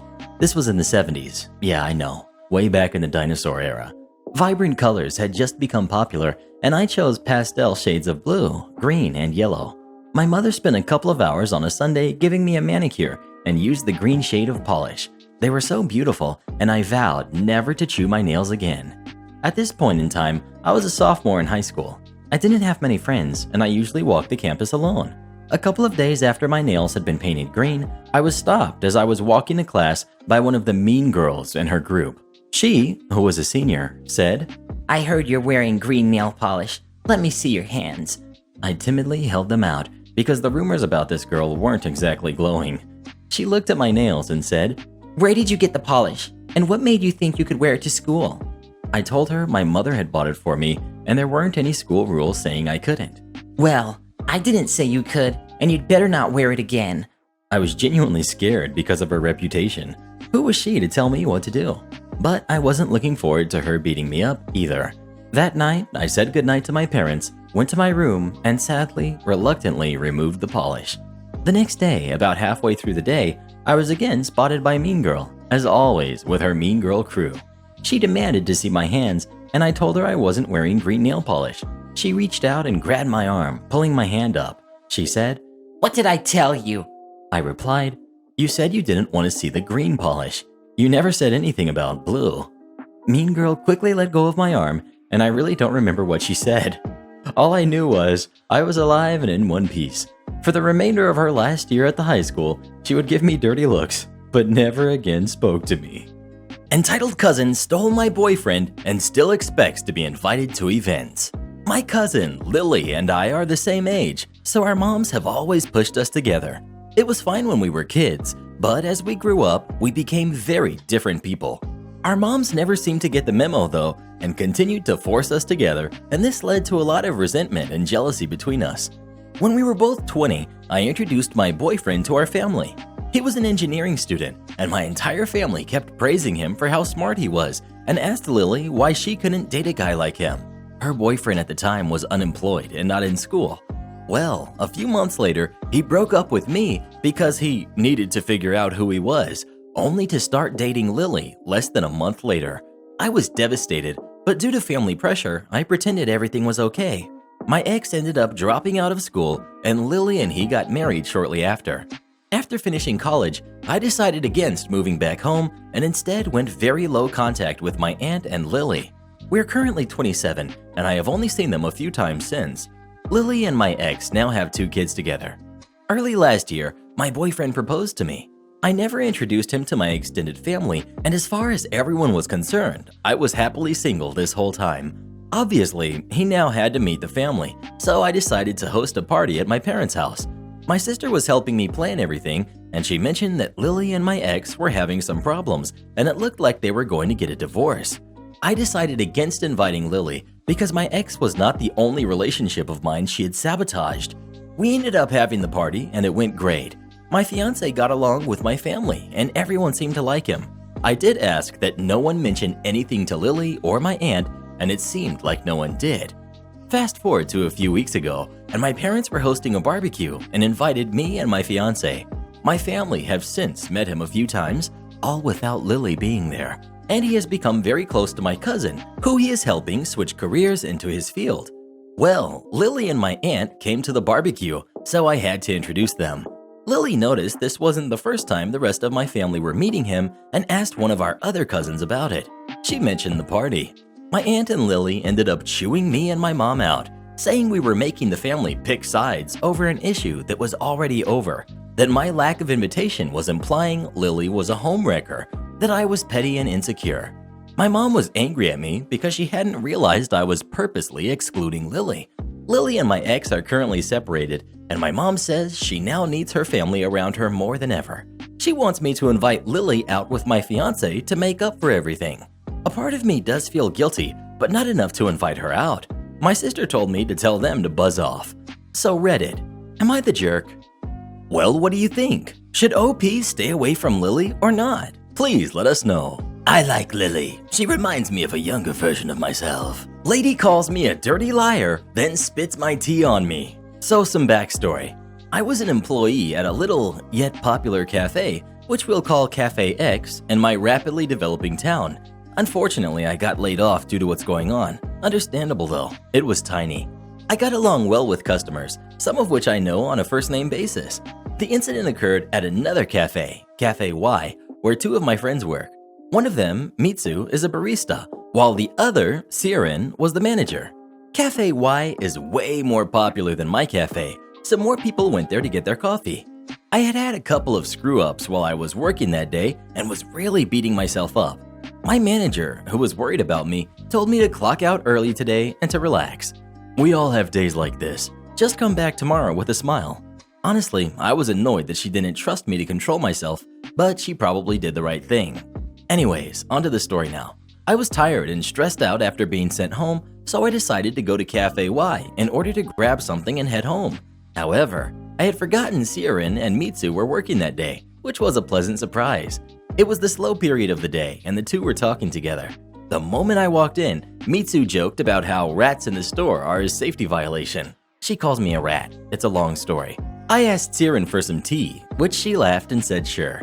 Mitsu and I sat down and talked while Siren boiled the water for my favorite blend, green tea with mint. A lady walks in and Mitsu gets up to take her order. As I'm waiting, I noticed that the sugar at the sugar/cream section was low. Wanting to help out my friends, I take the sugar out from the cabinet below, refill it, walk back to my seat, and start playing games on my phone. My first mistake. Obviously, the lady saw me and started ranting. The conversation went a little something like this. Cast. We've got me, Toyokazu. We've got Mitsu. We've got Siren and the entitled woman. Entitled woman scoffs. Wow, how unprofessional of your coworker there, taking out his phone in the middle of his shift. People like him don't deserve to work. Mitsu looks around, confused. Ma'am, I'm the only one here. Can I get you anything else? Entitled woman gives her a look like she's completely stupid. Are you making fun of me? I can clearly see your coworker not working. She points at me. I haven't looked up, but I've been paying attention to the conversation. I speak up. Me. Ma'am, I don't work here. My second mistake. Karen turns to me and walks over to my table. Shut your mouth, you filthy liar. I saw you restock the sugar, and you shouldn't lie to your customers like that. Funny thing about me, when I'm tired and off the clock, I don't take crap from anyone. My general response is either sarcastic or condescendingly witty. Bad habit, I know. I look up at her, locking eyes. Me. Lady, I want you to take a look at the logo on her shirt and tell me if it matches up with the logo on my shirt. She blinks for a minute, looking at my shirt. Then she snaps at me. Don't you talk to me like that, you delinquent. You work here. Now, I demand you get behind the counter and help make my order. I put my phone in my pocket, letting out a sigh. Me. I don't work here. I'm not allowed to go behind the counter. I look at Mitsu, who nods in confirmation. Mitsu. Ma'am, he doesn't work here. She wheels around, pointing directly in Mitsu's face. Don't you cover up for him, you little jerk. I saw you talking just a second ago. You're just trying to bail your friend out. Her first mistake. I immediately get up and walk up to her. Me. Lady, I think you need to apologize to my friend. I'm very protective of my friends, especially people like Mitsu. She can't stand confrontation like this and often would get anxiety from this kind of situation. Entitled woman wheels around to me, now shoving her finger in my face. Is that a threat? Are you threatening a customer? This is unacceptable. I'll have your job. At this point, Siren comes out and places my tea on the counter. I don't know if he's been listening to the conversation or not, he just calls my order number. Immediately, the lady grabs the tea and takes a sip, assuming it's hers. Before I can tell her, she spits it all over me. Karen. What is this? This is not my order. She pointed at Mitsu. You are incompetent. I want to speak to a manager about you and your jerk of a friend. Then she throws it away, still screeching. Her second mistake. It's one thing to get mad over my mistake. It's another to accuse me of your own. Before I can even get a word out, Siren stops me. Siren, I'm the manager here. What seems to be the problem? Karen gets a triumphant smirk on her face. The rude employee here refused to take my order, and when I asked politely, he yelled at me and hit me. Then your other employee defended him while also calling me names. She lifted her sleeve, revealing a bruise on her upper arm. Obviously from a previous injury or something, because I haven't touched her at all. Siren looked at me with concern. T, you did this? I can't believe you. My mouth dropped. Me. Dude, you know I wouldn't. But he lifted his hand, stopping me. Siren, I need you to come with me. We need to discuss your status as an employee. Mitsu, don't leave either. Make her order, then come back too. He turns to look at Karen. I'm sorry, but after your order is made, could I ask you to wait so I can compensate you for your awful visit? Karen has the smuggest look on her face.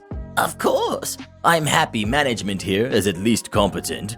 Siren leads me back into the manager office. He closes the door, then turns to me with a look of exasperation. Siren, all right, what happened? Immediately, I realized he was on my side and he was using his legendary theater skills to calm the lady down. I explained the situation and he gets super upset. Not only has this lady berated a customer, but also his employee, which just so happens to be his girlfriend. He begins to walk out, but I stop him. Me, call the cops. He looks at me, a questioning look on his face. I tell him my plan and immediately walk out of the room with his approval. I walk back out and see Mitsu shaking, either out of anger or anxiety, I don't know, while the lady is berating her. I walk to her and whisper something. She nods and walks back to the office. The Karen eyes me with triumph and I glare at her. I check the screen to confirm something. Yep, I've got my evidence. I sit and wait behind the counter. Entitled woman makes a couple remarks, berating me and trying to antagonize me, but I ignore her. Eventually, the police arrive. Siren walks out, with Mitsu behind him. Karen's eyes widen in excitement as she realizes that her complaint is getting me in even more trouble than she originally anticipated. Siren walks over to the officers, asks them to come with him to the back of the manager room, and tells the rest of us to wait in the front. Mitsu and I sit on the opposite side of the store to the lady. I check with Mitsu. She's fine, just a bit angry now. Karen can barely contain her excitement of seeing how she got 2 delinquents fired and 1 arrested. A while passes and the cops come out with Siren. They ask for our sides of the events. Entitled woman begins first, painting herself as the victim while accusing me of harassing her and assault. The cops come and ask our side of the story. Of course, we tell it together because we are clearly on the same side. The cops think for a minute, then turn around. Cop 1. Ma'am, I'm placing you under arrest. She stands up, flabbergasted. I'm sorry? What? She points at me. He's the one who attacked me. Look at this bruise. She rolls up her sleeve again, exposing the bruise. The second officer, with an exasperated look on his face. Cop 2. Ma'am, you do realize there are security cameras in this building, right? Her face goes white as she realizes her mistake. Siren, Mitsu, and I share a triumphant smile. We all knew about the cameras, of course. They clearly recorded her yelling at us, the lack of me attacking her, and her taking my drink as well as spitting on me. Siren had shown them the footage when he called the cops back, at my request.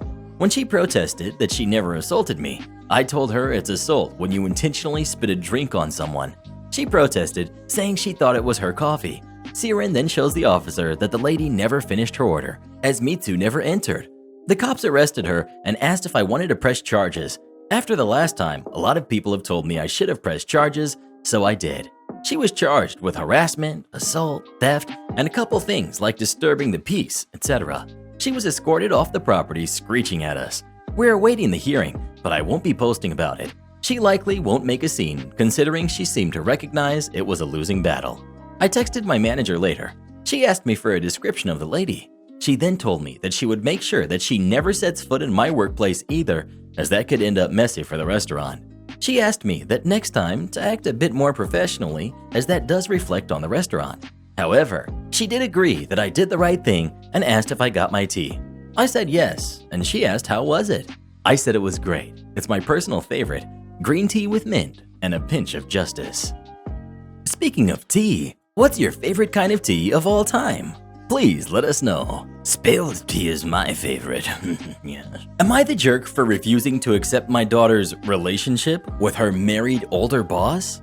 I have a daughter, Lucy, and she's 23. Lucy graduated from university last year and started working at a company. It wasn't the job related to her degree, but she wanted some full-time work experience before she seriously looked for a job relevant to her degree. She settled in really well, was making good money, and seemed happy. She even started paying me rent, entirely her choice, because she said she wanted to pay me back for the 4 years I supported her through university. Her mom died when she was young, so I've been a single dad to her and her brother, Josh, 22, most of their lives. Any money I got went into providing them with a house or with education, and I'm lucky that I managed to pay off the house with my wife's life insurance and that I used a lot towards their education, so they didn't have debt. Anyway, on to the story. My son came around for a family dinner as he lives 2 hours away a little while ago. He asked how we were and what we were up to, and Lucy stunned us by revealing she was dating someone. I was delighted and asked general questions, but she was really vague, only really saying he worked in a decent company and was slightly older. I know what a new relationship is like, so I didn't push my questioning further. So a couple of weeks passed with no issues until one day all heck breaks loose. Lucy comes home from work one day saying her boss wife has been harassing her. She claimed to have done nothing wrong, and obviously I initially believed her since she's my kid. I spent a few hours gently asking her what happened, and her story kept changing, so I got suspicious. I asked her what the truth was, and why would her boss wife randomly start targeting her, and Lucy revealed it's because she was caught hooking up at his place. She then revealed she wasn't just dating him, but they'd been having an affair for months. Her 41-year-old boss. She told me she loved him and that he was leaving his wife for her, someone young enough to be his daughter. The time afterwards consisted of my daughter being called all names under the sun by the wife, and she even introduced me to her boyfriend. I was not impressed and told him she is too young for him, and the fact he's her boss is creepy. They both showed no signs of giving up their jobs, and I even said I don't accept them dating as it's wrong, creepy, and that the poor wife is the innocent victim in all of this. Lucy tried to get Josh on her side, and he's keeping clear of all of it. Lucy is now accusing me of being a horrible dad and a jerk, as I'm not, quote, supporting her and the man she loves. She has since moved out and in with this guy, as she said she doesn't want to be around my toxicity. I told her that I'm uncomfortable with it because he's 18 years older than her and only a couple of years younger than me. I'm 48. He is her boss and he was married. She has accused me of also trying to destroy her happiness, and I'm at a loss of what to do. Well, what do you think? Is OP the jerk, or does he have every right to be concerned about this relationship? Please let us know. I want to know how much her boss makes. That would be the determining factor for me. Wounded veteran couldn't pay for his meal. Wanted to take a few minutes to share this story after so long of just having a really stressful time at work and even worse time at home. We've got a veteran who comes in on the reg. Let's say his name is Hank. Hank lost a leg and a hand in Iraq. People who assume the missing limbs are from war or recognize him from the neighborhood will often anonymously pick up his tab when he's in here, but he never feels like it's deserved, so he tries to lie low. He always wears long pants that cover his prosthetic leg and doesn't usually wear anything that denotes his veteran status. Besides, I think, like one bumper sticker on his car about supporting the troops. He doesn't like attention and is clear that he doesn't feel special treatment is deserved. Whenever someone comes over to him to try to pay for his meal, he refuses and whenever they do it anonymously without his knowledge, he always takes the money he had set aside for his meal and puts it towards another random table's tab. So obviously, we shut down due to what's going on. We reopened when our state did, but after just a week of indoor dining, the owner decided that even if it was technically allowed, it probably shouldn't be, and we went back to delivery and takeout only. Thankfully, we've been doing really good business since we opened, even with takeout. I don't know the specifics of Hank's situation, but I think he lost his job sometime during the shutdown, because before all of this, we'd see him at least once a month, but this week was the first time we had seen him since we reopened.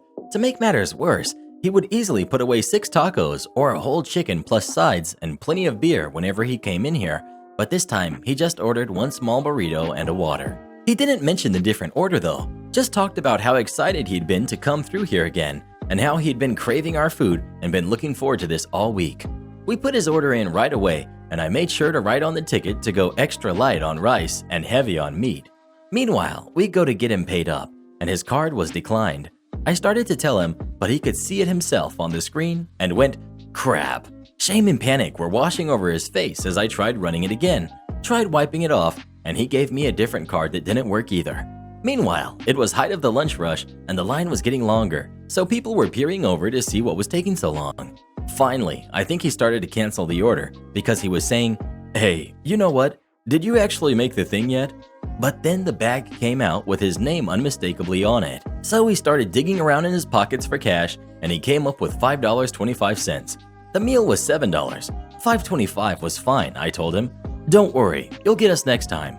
Knowing how embarrassed he got when people tried to cover him for a good reason, veteran. So not wanting to pile on by being forward that I was covering him for a not so great reason, hard times. But he wasn't entertaining the idea of taking the food without paying for it in full, and finally, without even making eye contact with us, said, No, it's okay. I'm just gonna, go to my place and go get some more cash." But I knew that look on his face and that tone in his voice. There was no more to go get. It's a look and a tone I've used myself and seen from others more times than I wish I had. I wanted to insist he take the food, but I wasn't sure which was worse, to force the food on him and risk damaging his dignity, or to let him save face, but go without the lunch he'd been looking forward to.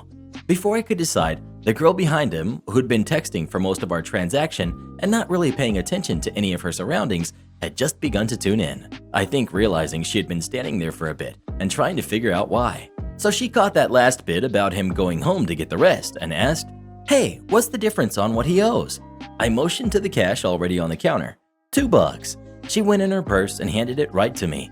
Hank started to try and hand it back to her, telling her it wasn't necessary, but she cut him off, saying, "Pff, no, it's $2. We've all been there. Enjoy your lunch."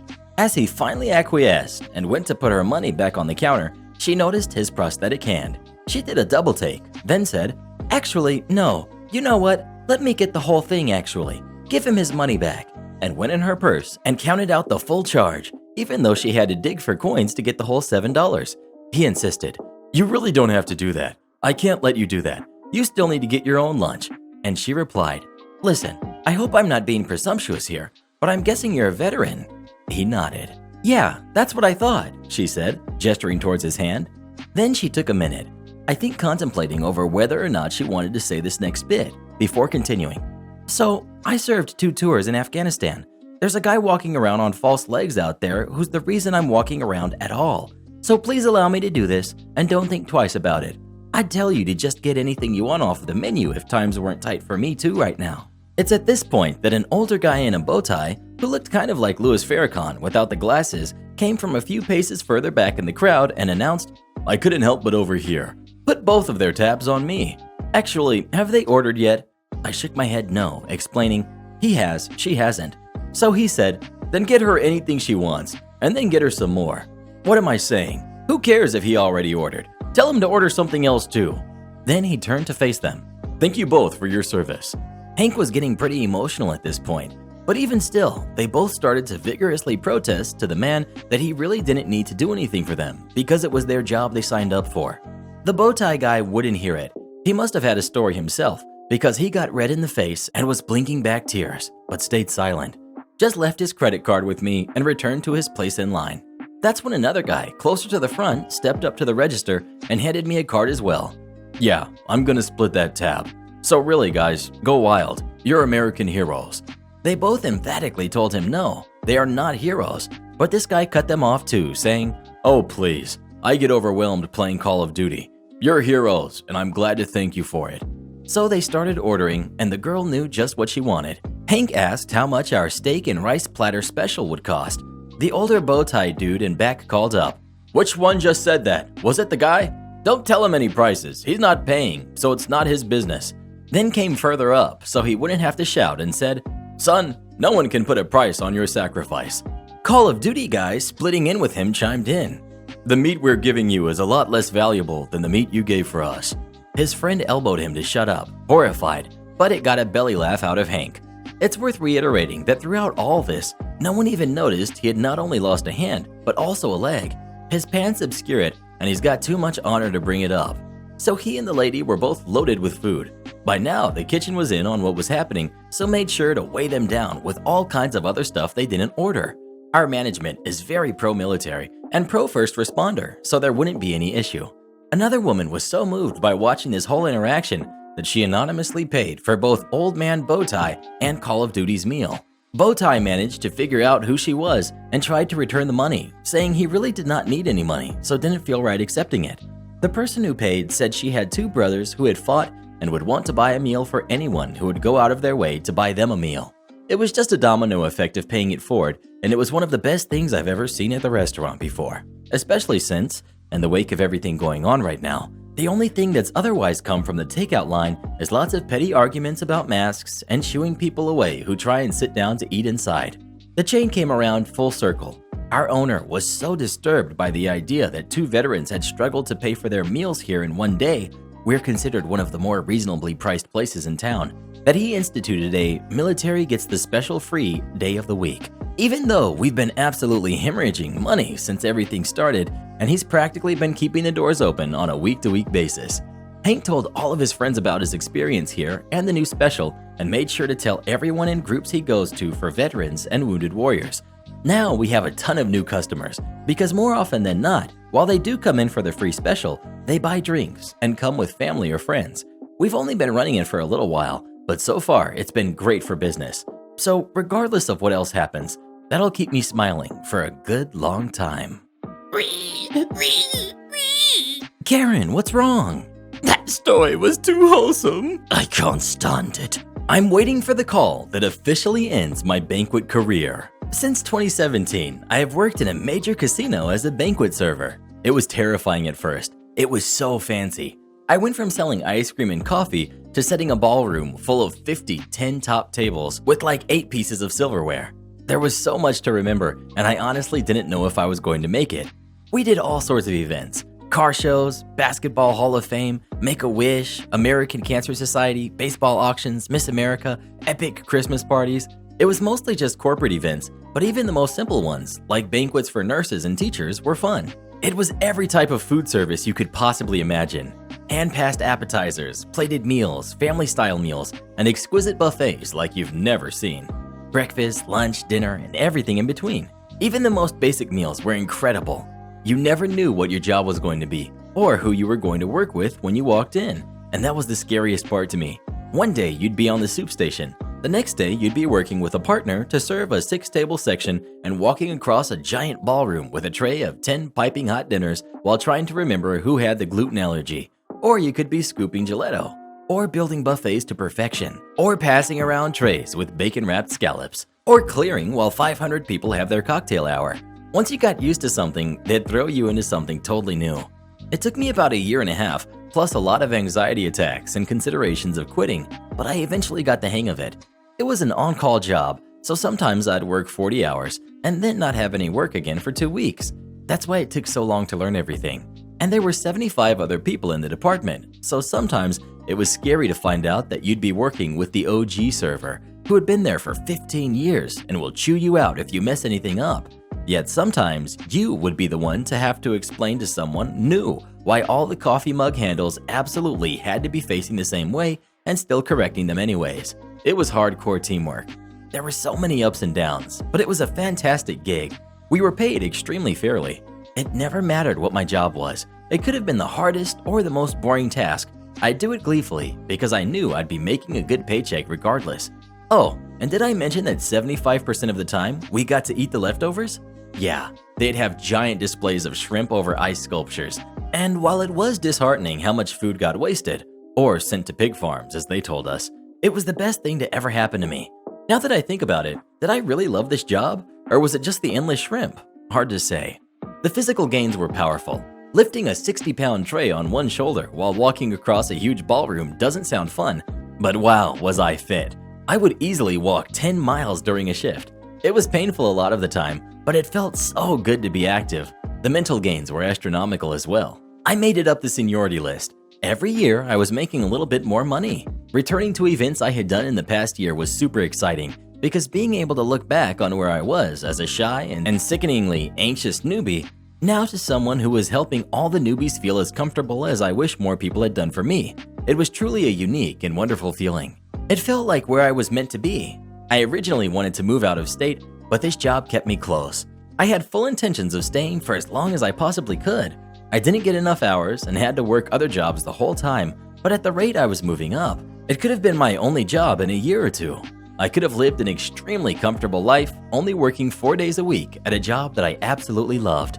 They had just built an $80 million convention center on top of the 5,300 people capacity ballroom, which meant there were way more work days on the horizon. The last time I worked was in the beginning of March. It was a summit for a large real estate company. Over 1,200 people from all over the country, and let's be honest, probably a hotspot before we knew it. Bougie people.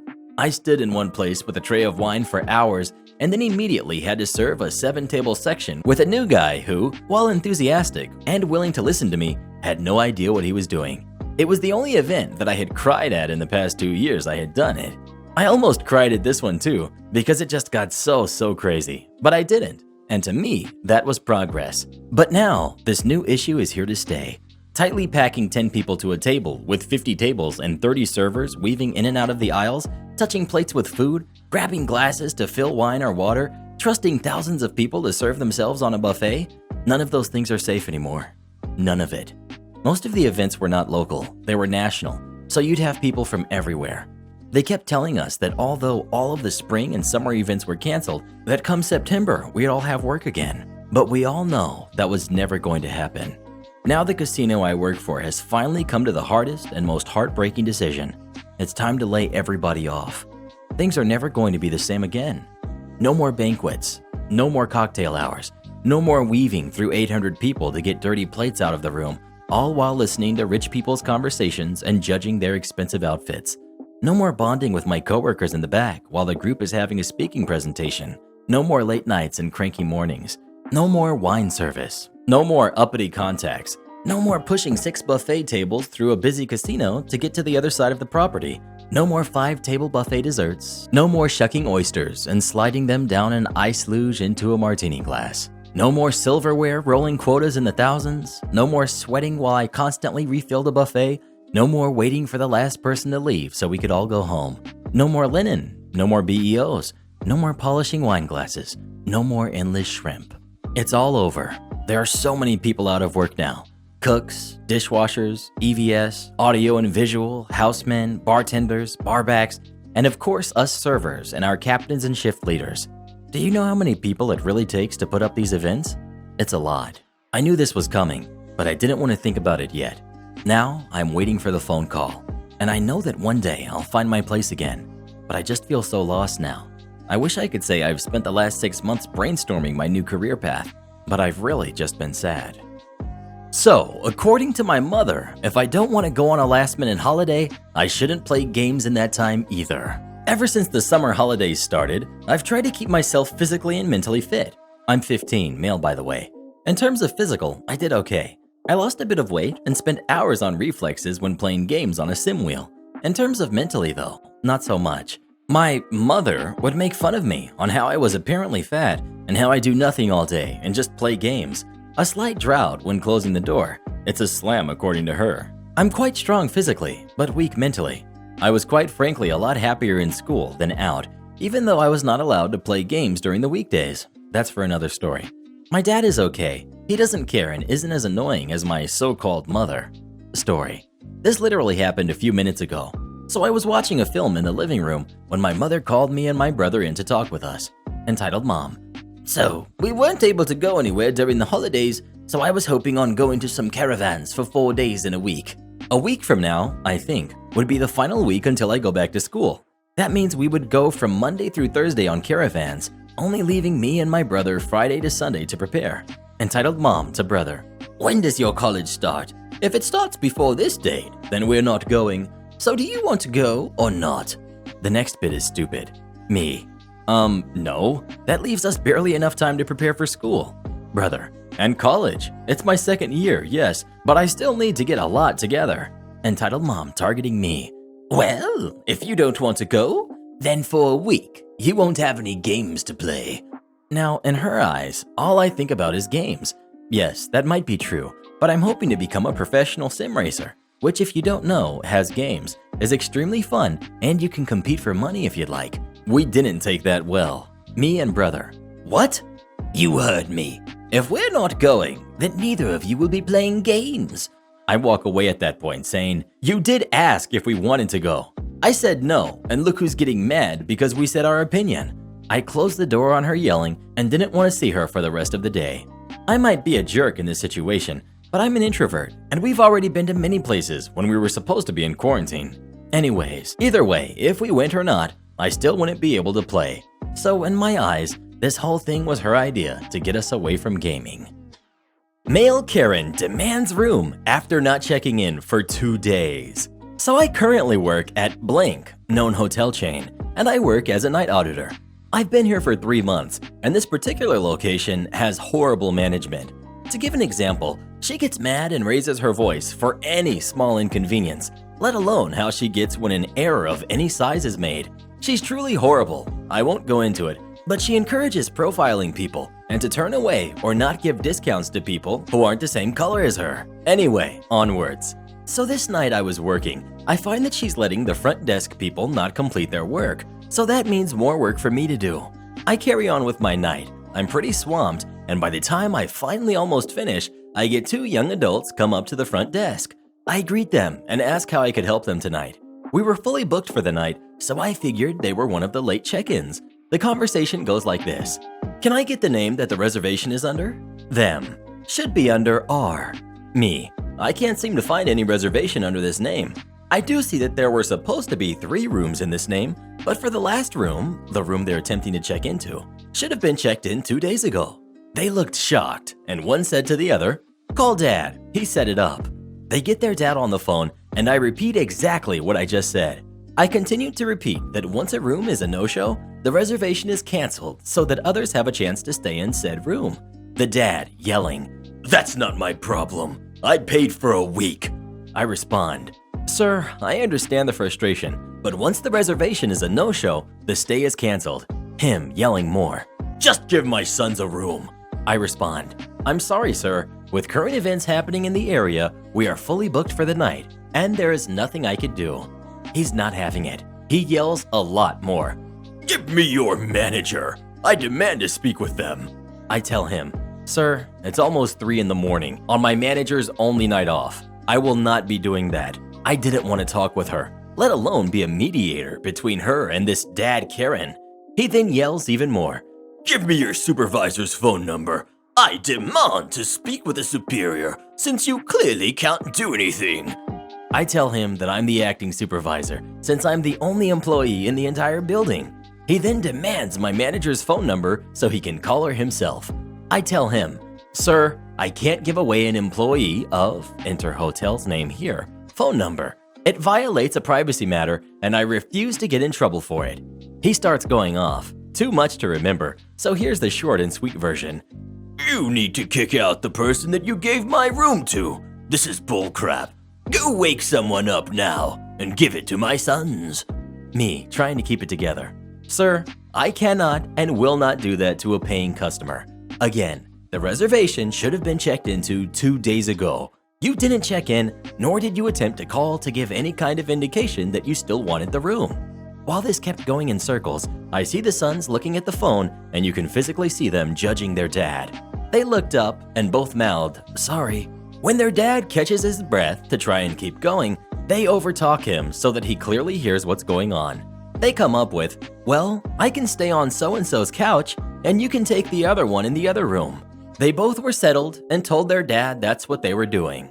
The dad was not happy with this and tried to keep going. Mid-sentence, the son holding the phone says, "Dad, you're acting like a child. We got it figured out. Calm down." And before the dad can finish another sentence, the kid hangs up on the dad.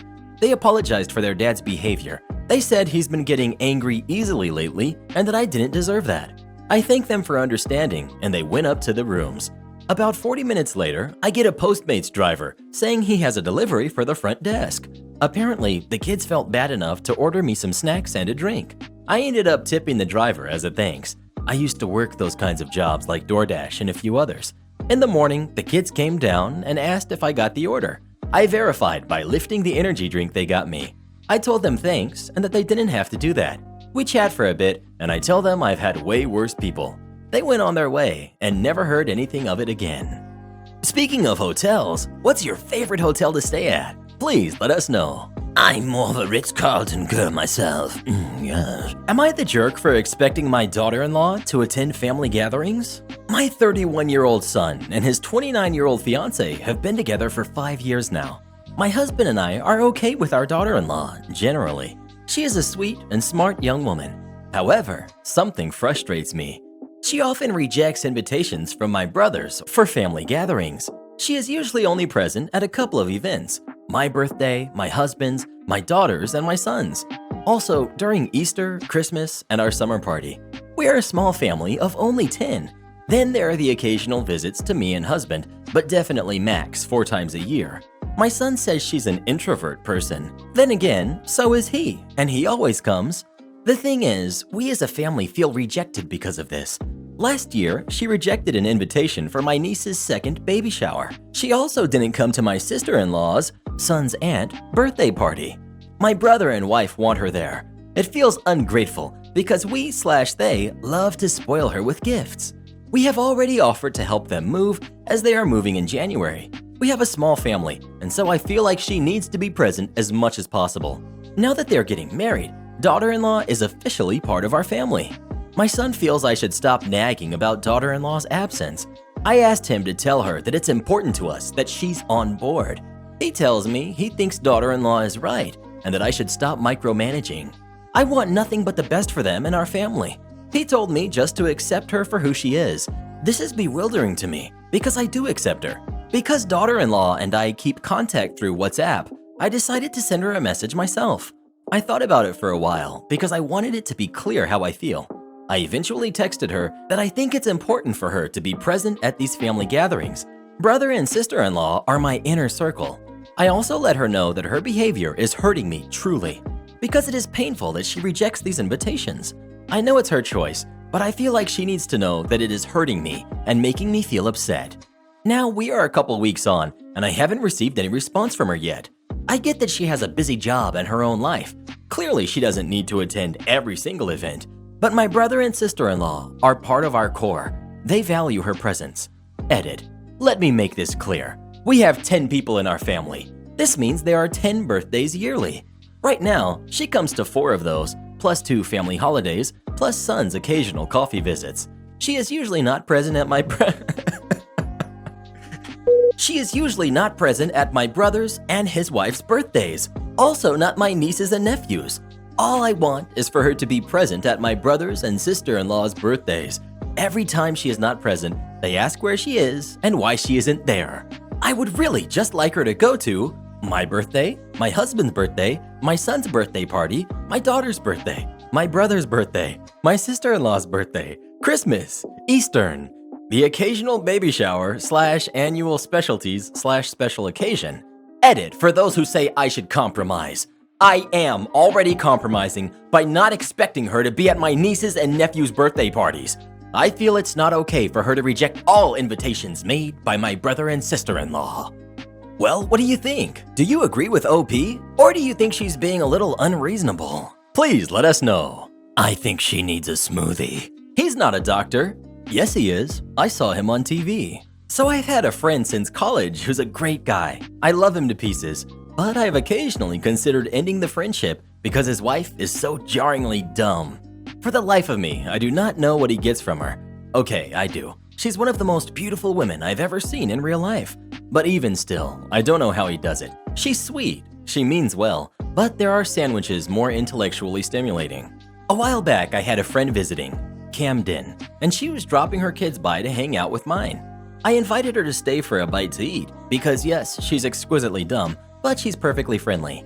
Camden's been trying to break into acting, and he recently had a bit part on a TV medical drama.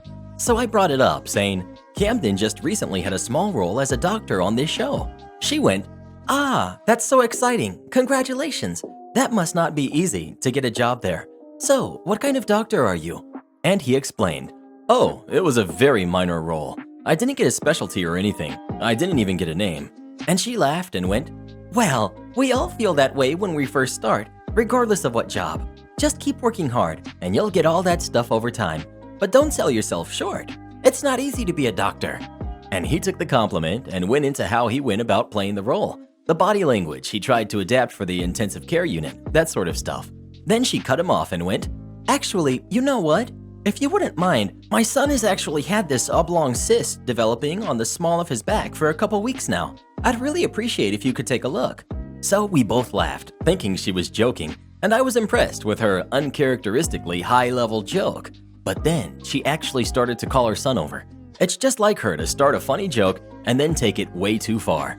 Camden, confused and weirded out by this whole thing, started saying, "Oh no, they didn't teach us any medical stuff for the part. I can't help you with this." I jumped in and changed the subject, but she left shortly after. I had long since given up on trying to explain to her why some jokes are funny and others are not, so I thought I'd let it be, even though she seemed kind of miffed when she left.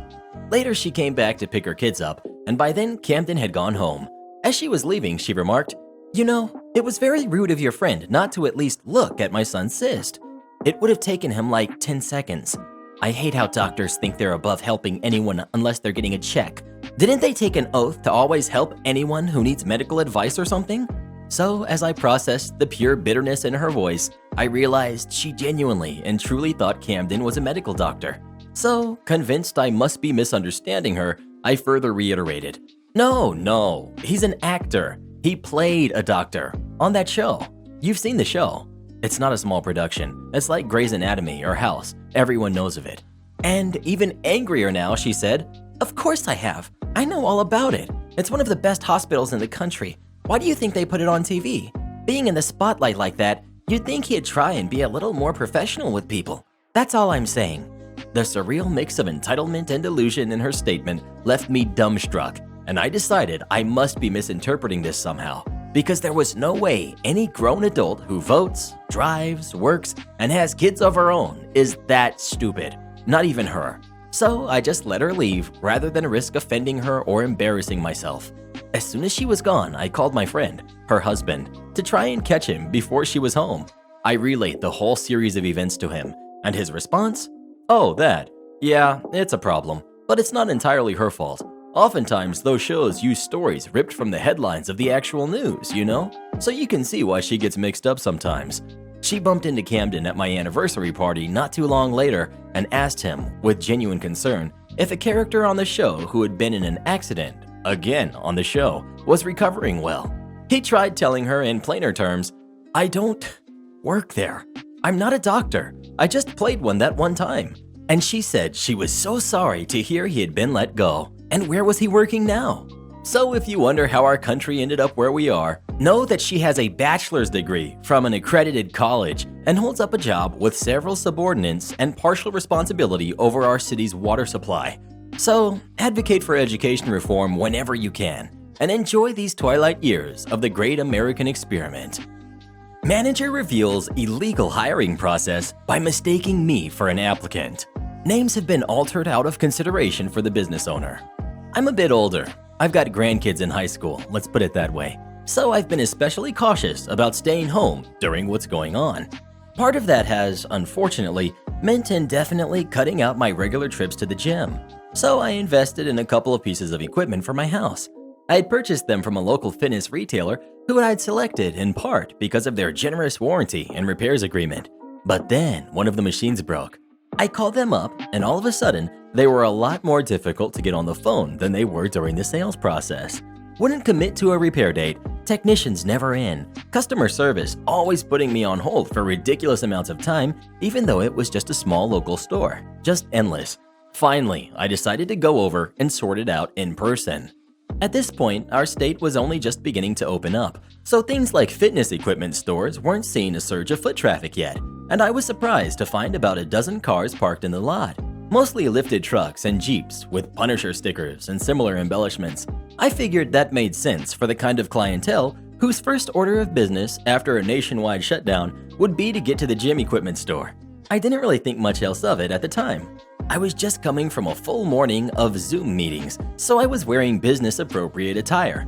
Dress pants, pearls, knit turtleneck, the works. I came in and saw a line of buff, meaty guys lingering around near a counter, looking as though they had also just come from work, and figured they too were waiting to talk to customer service. They looked surprised to see me, but I figured it was because most old people are staying put right now if they can help it. I gave a polite wave and otherwise kept my distance. After a few moments, I realized the employees were calling the buff meaty guys by name and taking them into a back office to deal with their concerns, and I figured it was a social distancing measure.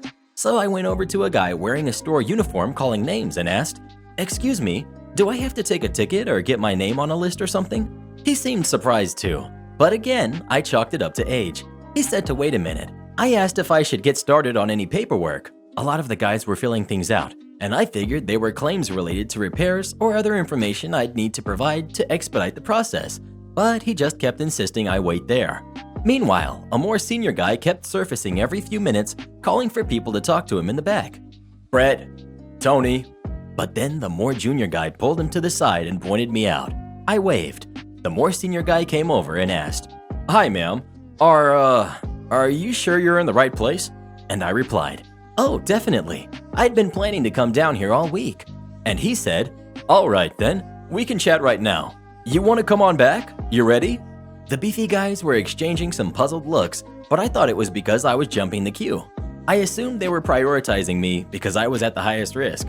I said, "Oh, that's sweet of you, but most of these men were here before me. I'm fine to wait. Why don't you give me any requisite paperwork to take care of in the meantime?" But he just shook his head, going, "Well, before you fill anything out, why don't we talk first?" And off we went.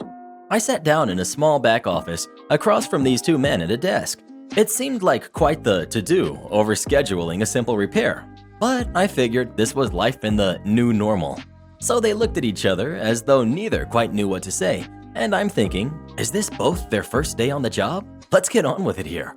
Finally, the more senior one cautiously ventured, "So, do you have a lot of experience with the specificities, inner workings, and maintenance of gym equipment?" Now I'm thinking they're trying to find a reason to put me at fault and void my warranty or otherwise upsell me. So I shoot back the curt but truthful answer. "I've been working out every day for longer than at least one of you has been alive. I can look at any model on your floor and tell you what they do, why, and which features are necessary versus which features are just extra flash designed to line your pockets. And I definitely know a working machine from a broken one, so I don't even know why this discussion is necessary. Just tell me what information you need. I'll sign what I need to sign, and let's get this taken care of." The more senior guy folded his hands on the desk and went, "All right, listen. I'm sure you're very experienced and do know your way around. But, okay, listen. How old are you?" What? There was no universe in which he needed that information to get a repair tech to my house. I was really and truly lost at that point. Was he coming on to me? Was he insinuating that there was no use in fixing my machine because I'd be dead soon enough anyways? What? What could that possibly have to do with anything? You have no right to ask me that. The more junior guy whispers, "Hey, yeah, I don't think you're legally allowed to ask that." So that's when it all starts to click for me. The senior guy, in rank only, he couldn't have been a day over 30, put his hand up in a "shut up" gesture to his partner and continues.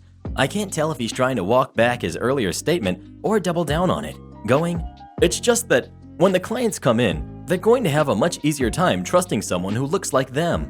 So it's not even so much about age than that you're a woman." The junior guy gasps in pained dismay. "Bro, no," and turns to me, switching into professional mode from night to day in an instant. "What my colleague meant to convey is that we are targeting a certain demographic. And he ran out of buzzwords with that sentence alone. They realized the situation was getting away from them at that point as I sat in silence, staring daggers into them.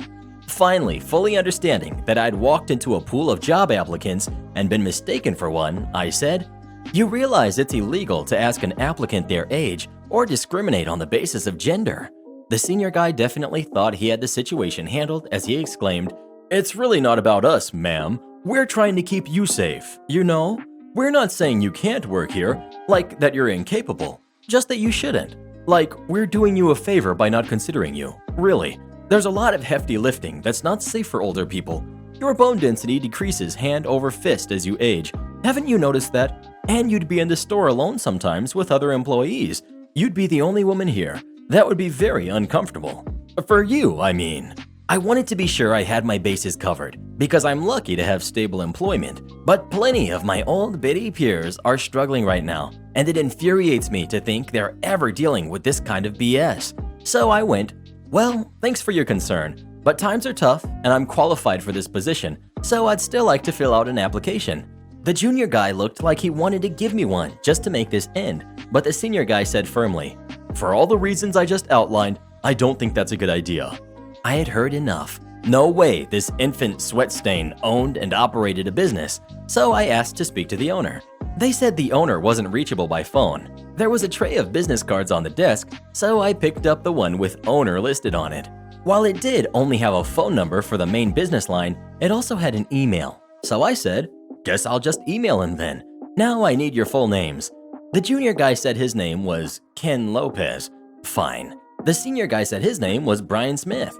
I nodded and asked, "Hey Brian, why does your shirt say Andy on it?"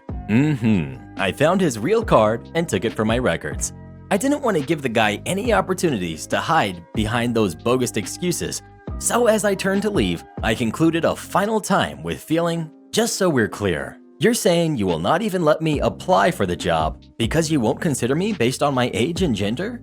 He tried to stay silent at first, but eventually cracked under the pressure and babbled, "Look, it is what it is, ma'am," while his clueless junior counterpart said, "Good luck on the job search," and tried to offer me a coupon for my trouble of having driven all the way there. I had no sympathy for the junior one either though, because he didn't give me an application back at the beginning when I still thought I was in line for customer service. He took one look at me and got his boss instead to weed me out. So I left shortly after that point and exchanged emails with the owner.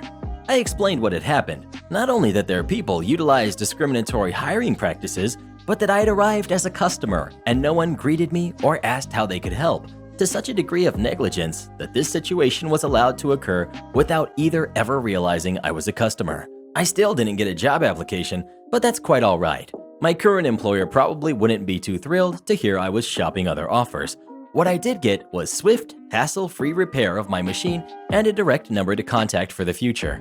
The owner also later called to personally apologize and informed me the senior guy had been let go and the younger one disciplined. The kicker? The business owner was a woman. Am I the jerk for refusing to take my stepsister along on a family trip that my fiance is paying for? When I was 11, my mom married my stepdad, who also had a 13-year-old daughter. For the purpose of this post, we'll call her Emma. Me and Emma have never gotten along. When I was 22, I finally went no contact with her. The straw that finally broke the camel's back was when she gleefully announced she was pregnant with my then fiance on Christmas Day. That was honestly one of the worst times in my life, and it took me a really long time to recover from the betrayal. Emma ended up marrying my ex, and they have a son together. I'm currently 28 and engaged to a wonderful man who is a lot better than my ex ever was. Emma and my ex ended up divorcing after 3 years, and she now lives with my mom and stepdad. My fiance has family in Italy who he'd like me and my parents to meet before the wedding. The original plan was to go this summer, but obviously with everything going on right now, our plans got put on hold. I was discussing the plans to reschedule for next year with my mom recently, and she asked me if I was going to invite Emma and her son along. I told her I wasn't, and she asked me to reconsider because she didn't think my stepdad would come otherwise. That's fine with me. It's really just my mom and dad that my fiance wants to introduce to his family. She argued Emma has matured since becoming a mom and getting divorced, and that she wants to attempt to have a relationship with me. When I told her I wasn't interested, she said I was putting her in an awkward position, and that I was taking my half-sister and stepbrother on my dad's side, so she felt like I was favoring him. My stepbrother is literally the one who introduced me to my fiance, and my half-sister and I are close. She also said it's unfair because Emma could never afford a trip like this on her own, and my nephew would be the one to miss out on bonding time with his cousins.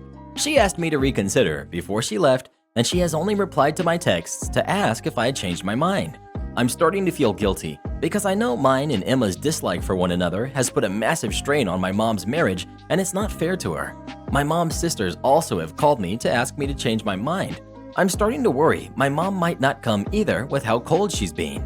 My full sister has also reached out and told me Emma had been going to therapy and has realized what she did was horrible and that I should consider forgiving her because she was going through a lot of her own issues, depression, low self-esteem at the time, and that my ex also made her suffer a lot too. Realistically, if she came on the trip, I could just avoid her the entire time, but I also don't know if she has changed or if she'll start up her old tricks again. My fiance is also the one paying for the trip, and I selfishly don't want him to pay for her. Am I the jerk? Edit. I tried to read all the comments, but I have around 900 plus unread messages, so I thought I'd just answer some of the questions being asked repeatedly here. 1. Did Emma ever apologize? No. 2. Why are you taking your entire family to Italy? My fiance wants to give our families the chance to get to know one another, and he hopes they'll be as close as his parents' families are. Also, he thinks I'll be more comfortable with my family there as well, instead of being thrown in the deep end with all of his family in a foreign country. Also, our parents have already met. This is to meet his extended family, grandparents, aunts, uncles, cousins. 3. Does your fiance know? / what is his opinion? He knows. I moved in with my dad shortly after everything went down, and my fiance was already close friends with my stepbrother, so he used to hang out at my dad's place a lot, so he saw the whole aftermath. He thinks the request is ridiculous, but he has said he won't make the decision for me. My mom hasn't actually asked him, despite threatening to, but he has made it clear that he'll make sure she knows he doesn't want my stepsister there.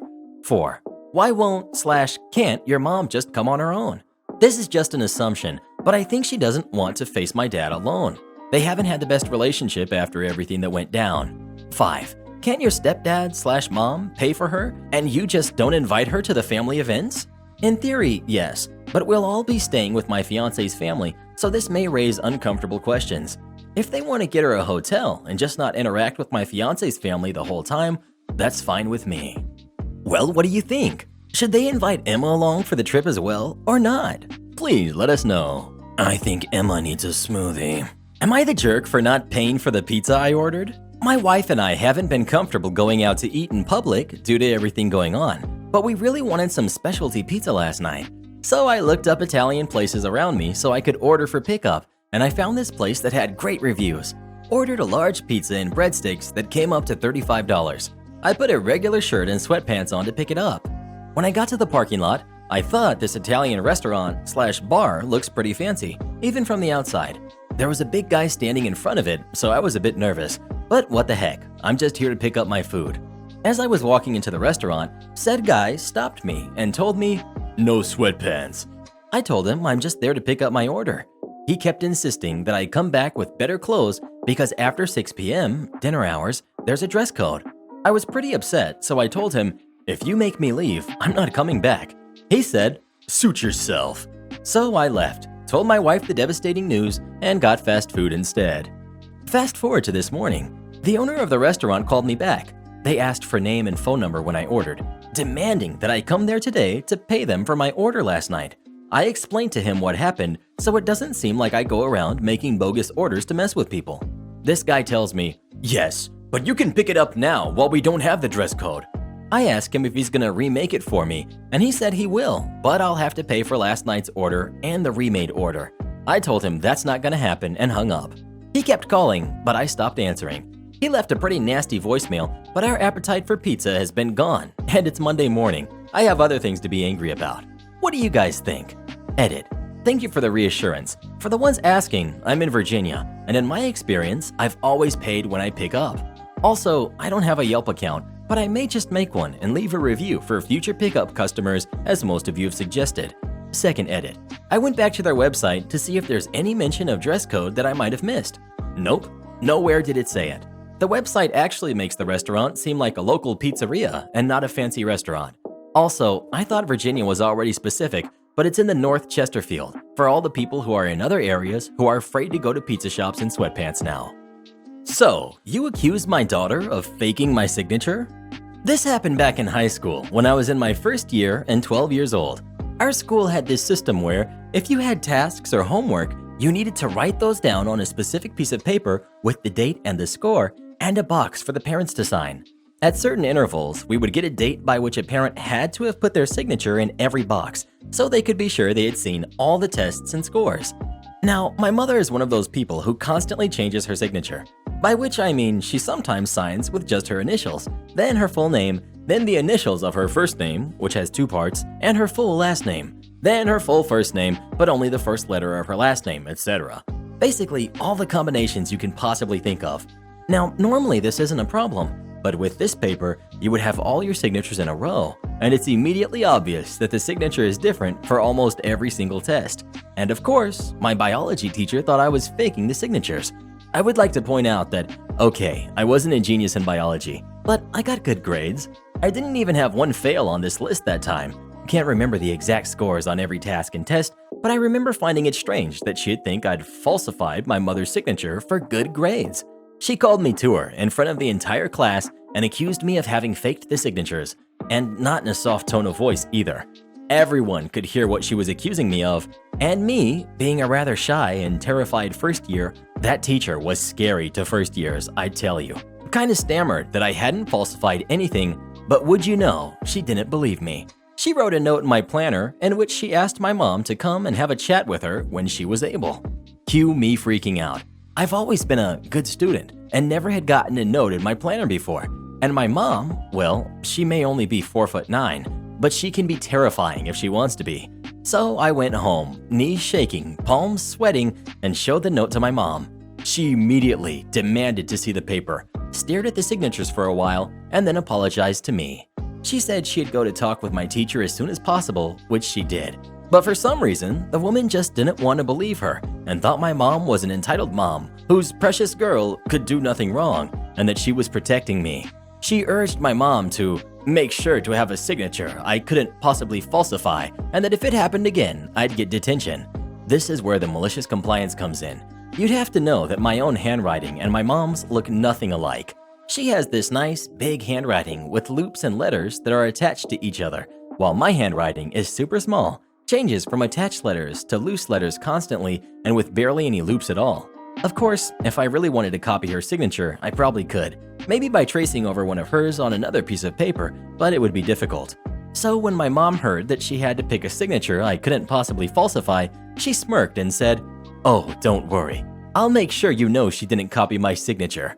From then on, every single time my mom would have to put her signature down for anything regarding schoolwork, as she knew my teacher would probably tell other teachers I'd falsified my mom's signing, she'd make me try and copy it directly underneath it, making me add my name underneath my signature. And underneath that, she would always address the biology teacher and write something along the lines of, "Don't worry. As you can see, I checked, and her signature looks nothing like mine."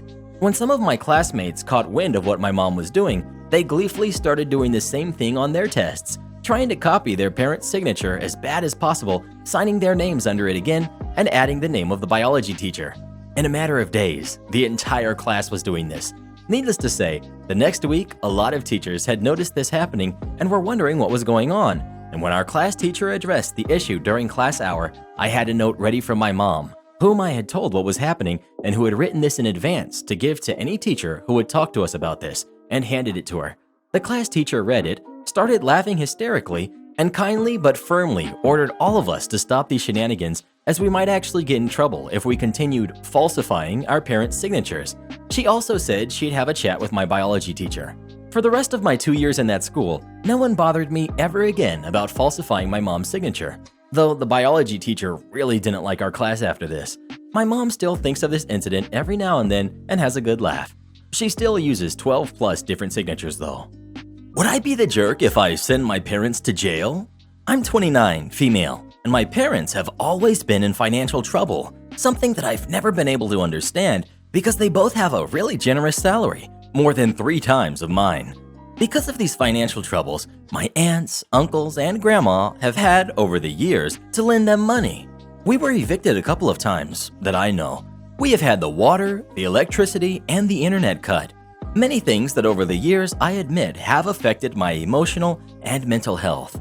All of this has made my relationship with my parents very difficult over the years, more when they would take advantage of me, making me pay for many things with the money that I earned working during holidays to pay for college, or making me call my grandma to ask her for money. All of it, while my mom used to spend money whenever she could on purses or jewelry. In the moment, I became an adult because they started to sign on the bills under my name without my permission, mostly because their credit was so bad that the companies wouldn't allow them to sign with their own names. When I figured it out, I asked them to stop, but they just lied about it, and I just let it go because I couldn't deal with it. Fast forward to the present, because of the whole situation going on, I was looking forward to the money from my income tax return, because my salary has gone down, so this money would have helped me out a lot. Instead of that, I received a letter from a courthouse saying that the money has been confiscated. I immediately phoned my mom, and she said that she didn't know anything about it, but she will fix it. Since I don't trust her at all, I called the court myself, and they explained to me that during the last year, there's been a process against me by a company I owe money from unpaid bills. All the papers had been sent to my parents, and they had signed and taken them. The debt was not paid with the money from my tax income, so part of my salary from now on will be confiscated too until it is fully paid. So my parents stole my identity to contract a bill under my name, didn't pay for it, and when the company claimed that debt through lawyers and a judge, they kept all the papers from me, which is also illegal, apparently waiting for all of it to be fixed by itself.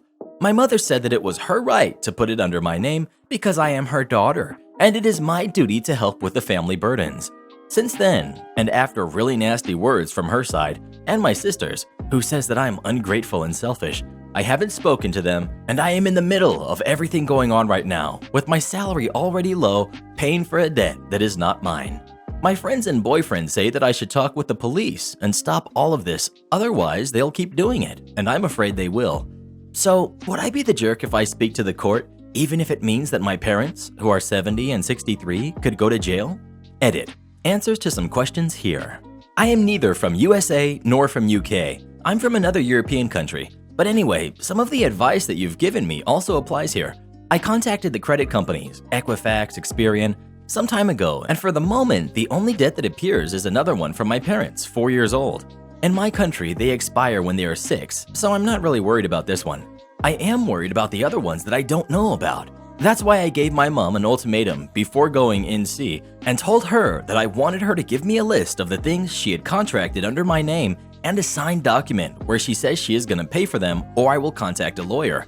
That's when she said all the duty/right thing and basically said I was bluffing. Since then, I've been thinking about what to do because even if they have done all of this, they're still my parents, and I've always hoped that they would change and everything would be better. Also, it's really difficult to get rid of the feeling that I'm being selfish, as I've been told. I'm gonna try to make it through a lawyer, through a civil demand, so they don't go to jail, which they could. In my country, identity theft is up to 3 years of prison, and here you go if you get more than 2, even if you don't have a prior record. To those asking how do they spend money, I don't know. I truly have no idea. I think they just live above their means. Well, what do you think? Should OP get their parents sent to jail or not? Please let us know. Of course not. They deserve that money. Scam me out of rent money? Have fun paying back 6 times the amount. On my university Facebook page, I found a posting for a sublease offer by a girl named Wendy. She was transferring out of the university and needed her room rented out. It was an individual lease, so I wouldn't have to worry about damages in the shared space. I had my own deadbolt and key fob for my door, and the shared bathroom was huge, so I didn't even care if it stayed messy. I met the other roommates, we hit it off, and within a week, I had signed the sublease. I learned my lesson from my previous renting situations and made sure to only sign a semester sublease with Wendy. I explained to her that I didn't want to be stuck in another lease and waiting for it to expire if my new roommates and I were not compatible. I also didn't want a lease during the summer when I didn't have plans to live on campus. She was fine with this, as no one else was willing to pay her the full amount of monthly rent. A semester went by, and my roommates were nice, so I didn't think twice about extending my sublease until the end of May. School would be over by May 5th, and I already had a new apartment near my internship lined up for June 1st. I told this all to Wendy 4 months in advance so she would have plenty of time to find someone to move into my room for the summer. Since I signed my lease extension, I had noticed that the quality of living in my complex had tanked to new lows. If you've never lived in a student apartment complex, they're pretty much run like dorms, though they are marginally cheaper and have more privacy with individual rooms. The past few months, I noticed that none of the public toilets in the gym or study floors were being cleaned. The security guard would let random drunk people use the facilities inside. None of the lights on a floor of the parking garage worked. There would be alcohol and vomit for days on the hallways, and the trash chutes were constantly jammed and overflowing, causing my entire floor to reek of garbage. We also had frequent plumbing and heating issues. Management seemed to do the bare minimum at their own pace to fix these problems. This would all come back later. So in December, I paid $5,500 plus fees for rent/utilities/service for December through May. Note, I paid for the upcoming semester along with my last month's rent before my initial lease expired. Not smart, but I had cleaned out my entire savings to do this, so I didn't have to worry about late payments, e-check fees, or scrambling to pay rent at the end of each month. I worked a minimum wage tip-based job, and there were so many stupid fees just for paying rent that were eating up my paychecks, and cash was not allowed. Ultimately, I realized it was cheaper to prepay the rent and just live paycheck to paycheck for my food costs. Since this was a student building, the rent portal worked on credits and would just subtract monthly from any prepaid direct deposit. We also had a utility cap, so I never had to worry about any more payments. Now for the part where Wendy messed up. May rolls around, and I double-check with Wendy that I am moving back home right after finals, May 4th, and the new tenant can move in starting June 1st, since I paid until the end of May. I told her that if anyone wants to move in earlier than June 1st, to contact me because I didn't want to return my keys and it would be nice to get some money back for the empty apartment I'm paying for.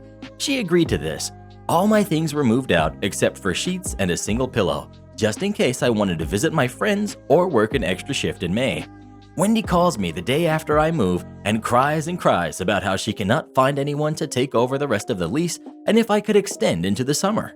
She has another apartment signed at her new school and cannot afford the rent for both. I tell her I'm in the same situation with my new apartment, so I can't afford to rent an empty room either. At the end of the day, her name is on the lease and not mine. She does not take this well. May 15th, I get a $1,000 charge on my account from the rental company for June rent and for losing my keys and a noise complaint violation fee. I call management right away because no one was supposed to be home and realize it's not the lady who has been working there for the past 9 months, but someone completely different. Turns out older management knew they were being replaced since a national rental company bought the building, so they completely gave up on any upkeep during the months they were being phased out. They hadn't even filed my sublease contract from December, for which I had paid a hefty contract filing fee because Wendy never bothered to sign it. She just ignored the email they sent requesting her electronic signature, and management was too lazy to look into it because I had prepaid for the semester and they never had to bother Wendy for any late payments. New management just assumed I was the original lessor or a relative of Wendy's since my account was linked to the unit's rent portal. On top of the old management's mess up, Wendy knew about the lack of proper sublease contract and used it to her advantage. She offered a new sublease discounted rent to move in for the full summer. Wendy essentially charged 2 months' rent for 4 months of living, but was only able to do so since I had paid for the free month she was offering to her subleaser, and my damage deposit covered the last month's rent. She was actually gaining an extra $700 out of the deal, on top of having her rent fully covered for the last 4 months of the lease. She had a new sublease drafted by her ever-clueless new manager and set the start date as May 6th, overlapping my contract, which ended on May 31st. To explain the lack of returned keys, Wendy also called management and said she had lost her keys during moving and to just charge her portal for the replacement when the sublease moved in.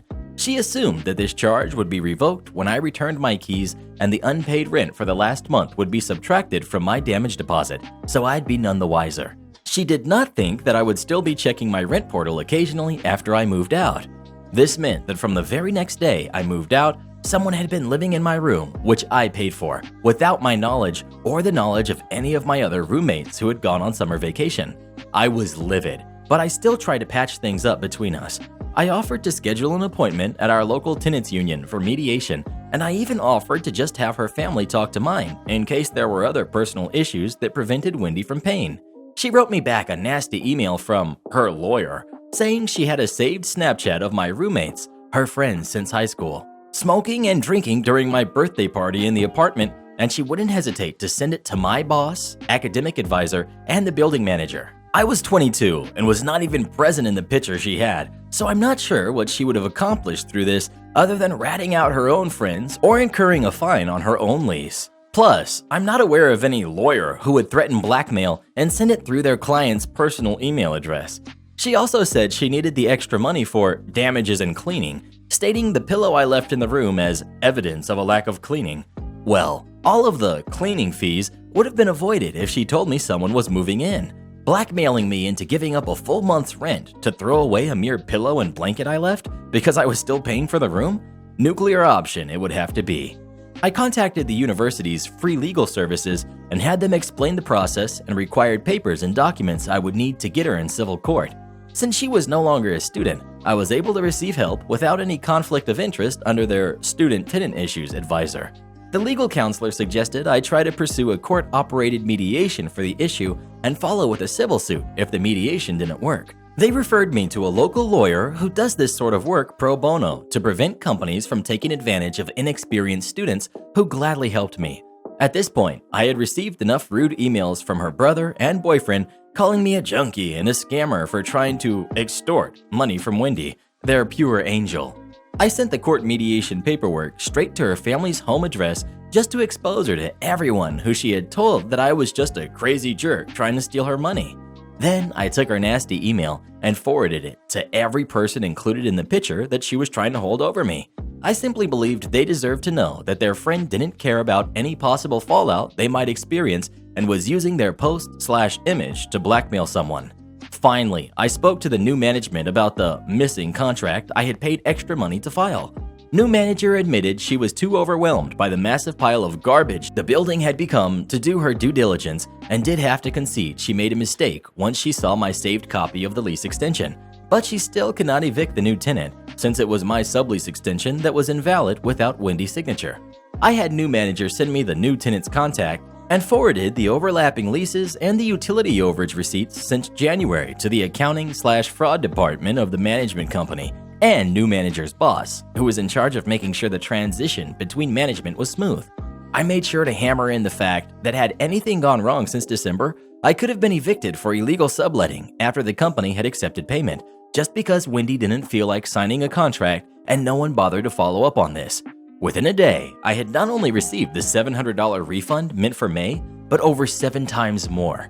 The company wanted to wash its hands of any liability in this mess they inadvertently helped orchestrate, so they just reverted the direct deposit, which included the overlapping month in question. But that payment had been made in December, so I got back 6 months of rent, utilities, deposit, and fees. I essentially got back a semester's worth of rent, plus December. As the original lessor to the unit, Wendy was now liable for all 7 months of payment, including the deposit, since my living situation there could only legally be classified by the building as an unauthorized verbal contract.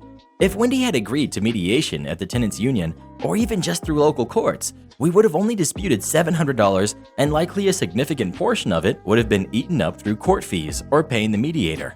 I waited for a while after my payout to really make her sweat from the pressure of the court requesting her presence and the building manager requesting $6,000 in unpaid rent. I knew the building manager was leaving her and her parents' voicemails daily about needing to call back to fix the situation before it got worse, but they were all avoiding calls at this point. Eventually, her family had to hire a real lawyer to get back to me about revisiting an out-of-court mediation. Finally, I sent her a saccharine email explaining that I was willing to cancel the upcoming mediation request at the local courthouse, but only because I got back what I wanted and more. I told her that if she, her family, her pretend lawyer, or her real lawyer wanted to call me and settle my rent, I would be happy to pay for the first time I lived there, and she could handle the rest on her own, like she should have done in the first place. I think her family was too embarrassed to even ask for rent from December to May and couldn't deny their daughter had been lying this whole time, especially since they had to pay for a lawyer on top of everything else to clean up her mess. They never requested that I pay them back at all, and I have not heard or seen her since. None of her friends from my school are friendly with her anymore, and their families are not on cordial terms since the email I forwarded to her friends spread like wildfire. I'm not sure about the financial fallout of this on her end. According to the local rumor mill, her upper-middle-class parents bailed their darling princess out of it, and the building absorbed the loss on utilities and fees for its own mistakes. But I'm sure she won't be trying to scam anyone else for a while. Has anyone ever tried to scam you before? If so, what did you do about it? Please let us know. Scamming people is one of my favorite pastimes. Entitled kid broke in my car and stole stuff. Entitled mom thinks an apology is enough. We had a staycation this weekend. We visited a local luxury resort and parked our car with the valet. Upon departure, we found that items were missing. We reported it to the valet, and after investigating with the police, they found that some teens were going through the parking lot removing items from cars the valet left unlocked. Police reports were filed, the people were located, and they happened to be guests at the hotel with their family. We were asked to meet with the mother at 7 p.m. to retrieve our items. Let me say that we are not rich. We work hard. We have 3 kids. We work days, nights, weekends to be okay and get ahead. This day/night was some of the time for our family to enjoy themselves before we headed back to weeks of non-stop work. Anyways, the mother arrives and sends her son with the security to apologize. I stated I didn't want an apology, just my things. Upon reviewing the bag I was handed, it was incomplete and what was there was damaged. It was sunglasses, Ray-Bans to be specific, a matching pair that I got my husband and I for Christmas. They were in great condition in their cases in the car. We literally used them in the car and put them back. We're weird like that. Both the mother and son became aggressive, stating that's all he took and now we got it back, so they're done. No. Did I mention we work hard? Your kid stole from me. She insulted me, called us bad people in front of my kids. She tried to use the "you're a mother" card. Yes, I'm a mother, but I would sell my kid's stuff if he stole from you, or I'd make his 17-year-old self work to pay it off. She kept stating I was incorrectly stating the value, so I pulled out the receipt. Don't you love how they email those things now? In the end, we left and will proceed with trying to go through court. The entitlement on the lady and her 17-year-old grown son was too much for me. I do not accept your apology. You can't insult and berate someone and demand I accept your apology without a good faith effort to replace what was lost. I was a kid. I crashed. My dad paid. As parents, we are responsible for our kids' actions, and teaching them sorry doesn't cut it. So, am I the jerk? Adding, the mother kept stating that money isn't an issue. She's a lawyer. So, it's not a situation where they just couldn't afford to make it right. She just felt she didn't need to. Update. Am I the jerk for wanting the book thrown at him? For going after a reimbursement or some sort of punishment? Is he just a kid? Am I being petty? As someone who is empathic to others, I have been unsure of my position. However, many of you have made me feel as if I am not the jerk, so thank you. Police are dragging their feet and stating that meeting with the family at the behest of the hotel has basically voided our claim to a burglary. The state attorney's office stated that it's not true. Let us see if the police and state attorney get it together. Well, what do you think? Was an apology enough? Or would you like to see that 17-year-old get punished for what he did? Please let us know. Oh, he's just a baby. He doesn't know any better. Entitled grandma tries to sue widow for our house. So this was back when I was around 4, and my grandma from my mother's side told me. She's a saint, and I love her. Basically, I was born and lived in Russia until I was 8. Then we moved to Canada. Now, the only thing that is relevant to us being in Russia was that housing was more affordable than in Canada. And since my mom ran 2 businesses, a kid's toy store and a travel agency, and my dad ran a building company, we owned a pretty sizable home. Now, they never spoiled us since they both grew up in poor households and didn't want us to become brats. Their philosophy was always get good grades, and then your grades will work for you. Basically, we got to study well, and then we would earn well. Now, this comes to the second part of the story. When I was 4, my dad gave me some meaningless task, watering down the lawn, I think just to get me to stop asking him questions. We had an NFC tag thingy that opens our gate, kind of like in an apartment building for the main door, that hasn't worked for 2 years, and he decided to fix it. Turns out that the guy who did the wiring in our house messed up a breaker thing where it was completely broken, so when he shut off the breaker, it did nothing. My father then got shocked through his arm and through his heart, causing it to stop while working on the wiring, and by the time I went to ask him a question, I saw him on the ground and called my mom who was at work. She called the ambulance and rushed home, but the paramedics said that he was out with no pulse for 20 minutes, and even if they could start his heart again, he would most likely have severe brain damage and never recover. We've got entitled grandma, we've got mom/widow, we've got G, my good grandma, and we've got me, someone who's really upset right now. Mom. Oh, good, entitled grandma, you're here. Sarcastically, since she made my mom cry a lot, even yelling at her on our wedding day to the point where my dad/her son would outright kick her out and not let her near us for 2 full years. Entitled grandma. I came as soon as I heard. Lies. My mom called right after calling 911 and telling us to stay with our family's friends, and she came 3 days later during the burial. Me. Hey, entitled grandma, nice to see you. Didn't know she was a jerk. I was 4. Entitled grandma. Hey, buddy, go to your brother. I need to talk to your mummy. So, what's the takeaway? Mom and good grandma. What do you mean, the takeaway? Don't play dumb. I see the clothes you and my son wore. I see your cars. I've been to your house. I know he was rich. What did he leave to me? This was all happening while they were getting ready to close the casket. She was the last to arrive and didn't even want to see her son. Mom. Seriously? What the heck is wrong with you? Your son is gone, and all you care about is his cash? Good grandma. Okay, let's get away from her to go see your children. I swear to God, entitled grandma, you should have never showed up. A few days later, we get a call from her. Entitled grandma. Hey, so I see that my son left everything to you and your kids, but I think this is a typo. He left both his part of the house and your guy's old apartment to other grandma. Mom, I'll only talk to you through a lawyer. Forget you. She hangs up. Good grandma. I'll just give you my half of the house to make it easier for you and the kids if you want to sell it later on. The next day, we get a court letter 3 days after my dad's burial. Great. Entitled grandma is contesting the will and trying to steal our house. Terrific. Now my mom's childhood and current best friend turned out to be a lawyer, and since she knew what happened and was at the funeral, she offered to help free of charge. My mom goes to court and obviously wins cause marriage and the will, and entitled grandma's case was horrible. She basically put on a fake grieving face and said that due to the loss of her son, she would like to live closer to where he was buried and she should get the entire house, even my mom's part because she lost her son. Didn't even say goodbye at the funeral, just left after my grandma called her out on her BS. Entitled grandma. I'm sorry about the court, but can I please move in to be closer to the grandkids?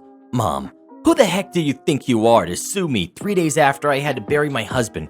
Get the heck out. I never want to see you again. Entitled grandma doesn't want to leave, but since she was on our property past the gate, but not in the house, we called the cops and had her escorted. Good grandma ended up moving in to help my mom since she was managing 2 businesses and getting home at like 9. Now my mom forgave entitled grandma and lets her see me and my brother, but my good grandma never did. And she told me this and many more stories about my wonderful entitled grandma today, and I would love to share them. Entitled mom and dad refuse to pay and are horrible people. So just a bit of information. I work at a well-known trampoline park in the UK. We have a large area of trampolines, a section for climbing walls, and a soft play area for the little ones. My job role is a party host, so parents can book for an hour-and-a-half party, then pay a certain amount for a certain amount of kids to attend and get a party room for food and cake afterwards. I basically help ease the stress from the parents, so I spend the hour with the kids either jumping, climbing, or playing. Then I take them for food whilst the parents sit in the cafe. They also have the option to join us in the party room. So around the start of the year, I was put in for a party shift like normal. Got everything ready in the room and got ready to meet the party and introduce myself. Originally on the booking, it had said there were going to be 10 kids for a 6-year-old's party, one of the easy ones. The party are supposed to arrive 30 minutes before they are due to start jumping so they can be given wristbands, colored bibs, jumping socks, and a safety talk so they get the full hour. The party parents turned up 10 minutes before they were supposed to start. I had gathered 10 bibs, 10 wristbands, and 10 pairs of socks. There were about 9 kids already there, so I got them ready, checking their waivers so we had contact details and medical details in case of injury. I approached the mother of the birthday kid and asked if it was okay to leave the last wristband with her and for her to wait at the reception for the last party member to turn up so the kids that were already here could get their full hour and wouldn't be late. She looked at me like she had just seen a ghost. Entitled mom. What do you mean, wait for one more? There's about 20 kids that we are waiting for. Me. 20? I'm sorry, we only have 10 down to jump on your booking, unless it's booked under another name maybe? No, you idiot. I paid a lot of money. I paid deposit for 10 and paid the rest for the other 20. Me. Okay, if you only paid deposit on 10, you would have only paid for 10 to jump. It doesn't take deposit, then take payment for a load more. It's likely you've only just paid for 10.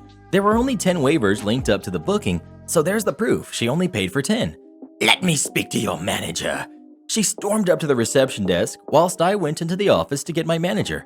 She came and explained the exact same thing. The lady would not accept that she had only paid for 10. Even our booking system tells us how much payment was taken, and it was the right amount for only 10 people. Another thing you should know, as soon as the party number reaches higher than 20, you have to have 2 party hosts for safety because of the ratios. So if one of the kids went down and I had to do first aid, there would be another person to keep watch of the others. However, I was the only party host in and available that day. They had also only ordered enough food for 10, so there wouldn't have been enough food. After a lot of yelling from the mom, my manager told me to wristband all 30 kids with a different color wristband and just get them jumping whilst she dealt with the parents. Obviously, it was hectic trying to watch 30 kids by myself, as well as making sure they all knew where the drinks were. Luckily, my manager and another member of staff sorted the room out and the food order out, so I didn't have to worry about that. Eventually, the hour finished and it was time for the food. I got all the kids into the room and sat down where they started eating. Normally, I pour drinks. Now, here's what sort of upset me a bit. There were about 15 parents all stood around the room watching me struggle pouring juice for the kids. I accidentally ended up spilling a little bit of orange on a kid. I immediately apologized and grabbed some tissue so he could wipe it up. I heard a voice from one of the parents. "Don't spill it again, you silly girl." Bearing in mind I'm 19 and not a kid, they can see me struggling and accidents happen. I pretended I didn't hear it and just carried on. Shortly after that, the birthday kid's dad came into the room and saw what his son was eating. Entitled Dad. "Is this chicken? My son is a vegetarian. How dare you give this to him? Did you force him to eat this?" He got right up in my face, which was kind of funny as I was the same height as him. Now, each party room has CCTV in it, so my manager could definitely see it. Me. I didn't make him eat it, no. I told everyone it was chicken nuggets. There's cheese pizza, chips, garlic bread, and crisps. I never once told him he had to eat anything. I shrugged. The kid then decided to try and throw leftover nuggets in the jugs of squash. Me. Guys, can you stop throwing food in the jugs? I won't fill them up again if you keep doing it. The kids laughed at me and kept doing it. Entitled Dad. "Don't you dare shout at the kids. We paid for this room, so they can do what they want. Where's your manager? You're clearly incapable of doing anything right. You're useless. Not even prepared for a party at all. You should be ashamed." I almost lost it. I took a deep breath. Me. I'm sorry you feel that way. I'll go get my manager. I closed the door to the room that was open and walked to the office. As soon as I opened that office door, I burst into tears and my manager came running over. Manager. What's happened? What's going on? Me. I can't do it. They're throwing food. The dad shouted at me for no reason, saying I'm useless and incapable of doing anything. I can't do it anymore. She sat me down at her desk and another manager sat with me while her and the park is what we call the trampoline area, manager, a big guy with muscles, went in and sorted them out. Basically, they had all finished the food whilst I was gone. My manager didn't even let them sing happy birthday or cut the cake. She straight up gave the kids all their shoes back, took the bibs off them, and asked them to leave. Luckily, all the kids' parents were pretty much there anyway, so they all eventually left whilst my manager and the park manager cleaned the room. I felt so bad leaving them to clean, but I was so annoyed and upset and low-key hyperventilating that I just didn't want to risk having another breakdown or a panic attack. Shortly after I sat there with my manager and the managers of the company watching back the CCTV footage and basically answering questions and discussing about what happened. Me. I'm so sorry if I did something wrong. I tried to keep my cool and not let it affect me, but I just couldn't handle it, so I came and got my manager. Right from the second they got in the door, they were horrible. I was told that I did the right thing by getting the manager involved and that I wasn't in any trouble. How they couldn't imagine getting rid of me because I'm the most reliable and available member of staff they have, not to toot my own horn. So at least I didn't lose my job. But that day, I so nearly walked out and never came back. My manager took me out for dinner after the shift and it cheered me up a lot. Oh, and the parents refused to pay any more money than what they did, so they basically had 20 kids jump free. But they are no longer allowed in the building because they were also rude to the cafe staff. So I guess I won that one. Hope you enjoyed. Sorry it was so long. Let me know your thoughts. Go easy. I'm new at this. Am I the jerk for refusing to let my stepsister move in with me and potentially causing her to drop out of school? Me and my stepsister are the same age and go to different schools, but in the same city. I currently live in a one-bedroom apartment with my boyfriend, and she lives with a group of her friends. It turns out my stepsister has had this drama with her friends to do with one of their boyfriends, and they no longer want to live with her next year. They've now decided to find a smaller apartment without my stepsister. My stepsister doesn't know anyone else in the city and refuses to live with strangers. She explained the situation to our parents, and my mom called me up and suggested me and her find a place together next year. I told her no, and she got angry and started demanding I live with her. She threatened to cut me off, and when I pointed out she was giving me no financial assistance and the person they were sending money to monthly was my stepsister, she got angry and hung up. She has since sent me texts trying to guilt trip me into changing my mind. My stepdad has even been in contact to beg me to live with her and even offered to give me a monthly allowance if I do. He claims that my stepsister is threatening to drop out if I don't live with her because she can't deal with living with strangers. I told him I was sorry, but I liked living with my boyfriend, and my parents have since been suggesting I let her move in with us. I don't want to live with her for several reasons. 1. My boyfriend covers most of the household bills, including rent. I don't get financial help from my family and would need to take out even more loans or more work shifts if I was to live with my stepsister to cover the costs. 2. I hated living with my stepsister when we were growing up. She's dirty, lazy, and would expect me to do all of the cooking and cleaning. 3. Our schools are in the same city, but far enough apart that one of us would have a lengthy commute. If she had her way, I would be the one who has to do it, which means even more money wasted. I currently live within walking distance of my campus. I do feel bad for our parents though, because they already had to really push her to even get her to go to college, and now she's going to just drop out after all of the money they've already spent on her education. My stepsister even called me crying and said she doesn't want to drop out, but her anxiety is so bad she can't live with strangers. I don't know if she actually has anxiety or not. Am I the jerk? Karen steals all my Pokemon cards. Disney moms save the day. So, to set the story, my family was camping up in the Canadian North. It was a large family cabin, meaning only families with kids could stay there. We shared it with about 10 other families. I was playing with the family's kids and showing off my Pokemon cards. I was a huge collector and had so many rare cards. One kid, Brad, showed a special interest. "Those are so cool," Brad says. Me, "Heck yeah, I love Pokemon." "I want them," Brad says.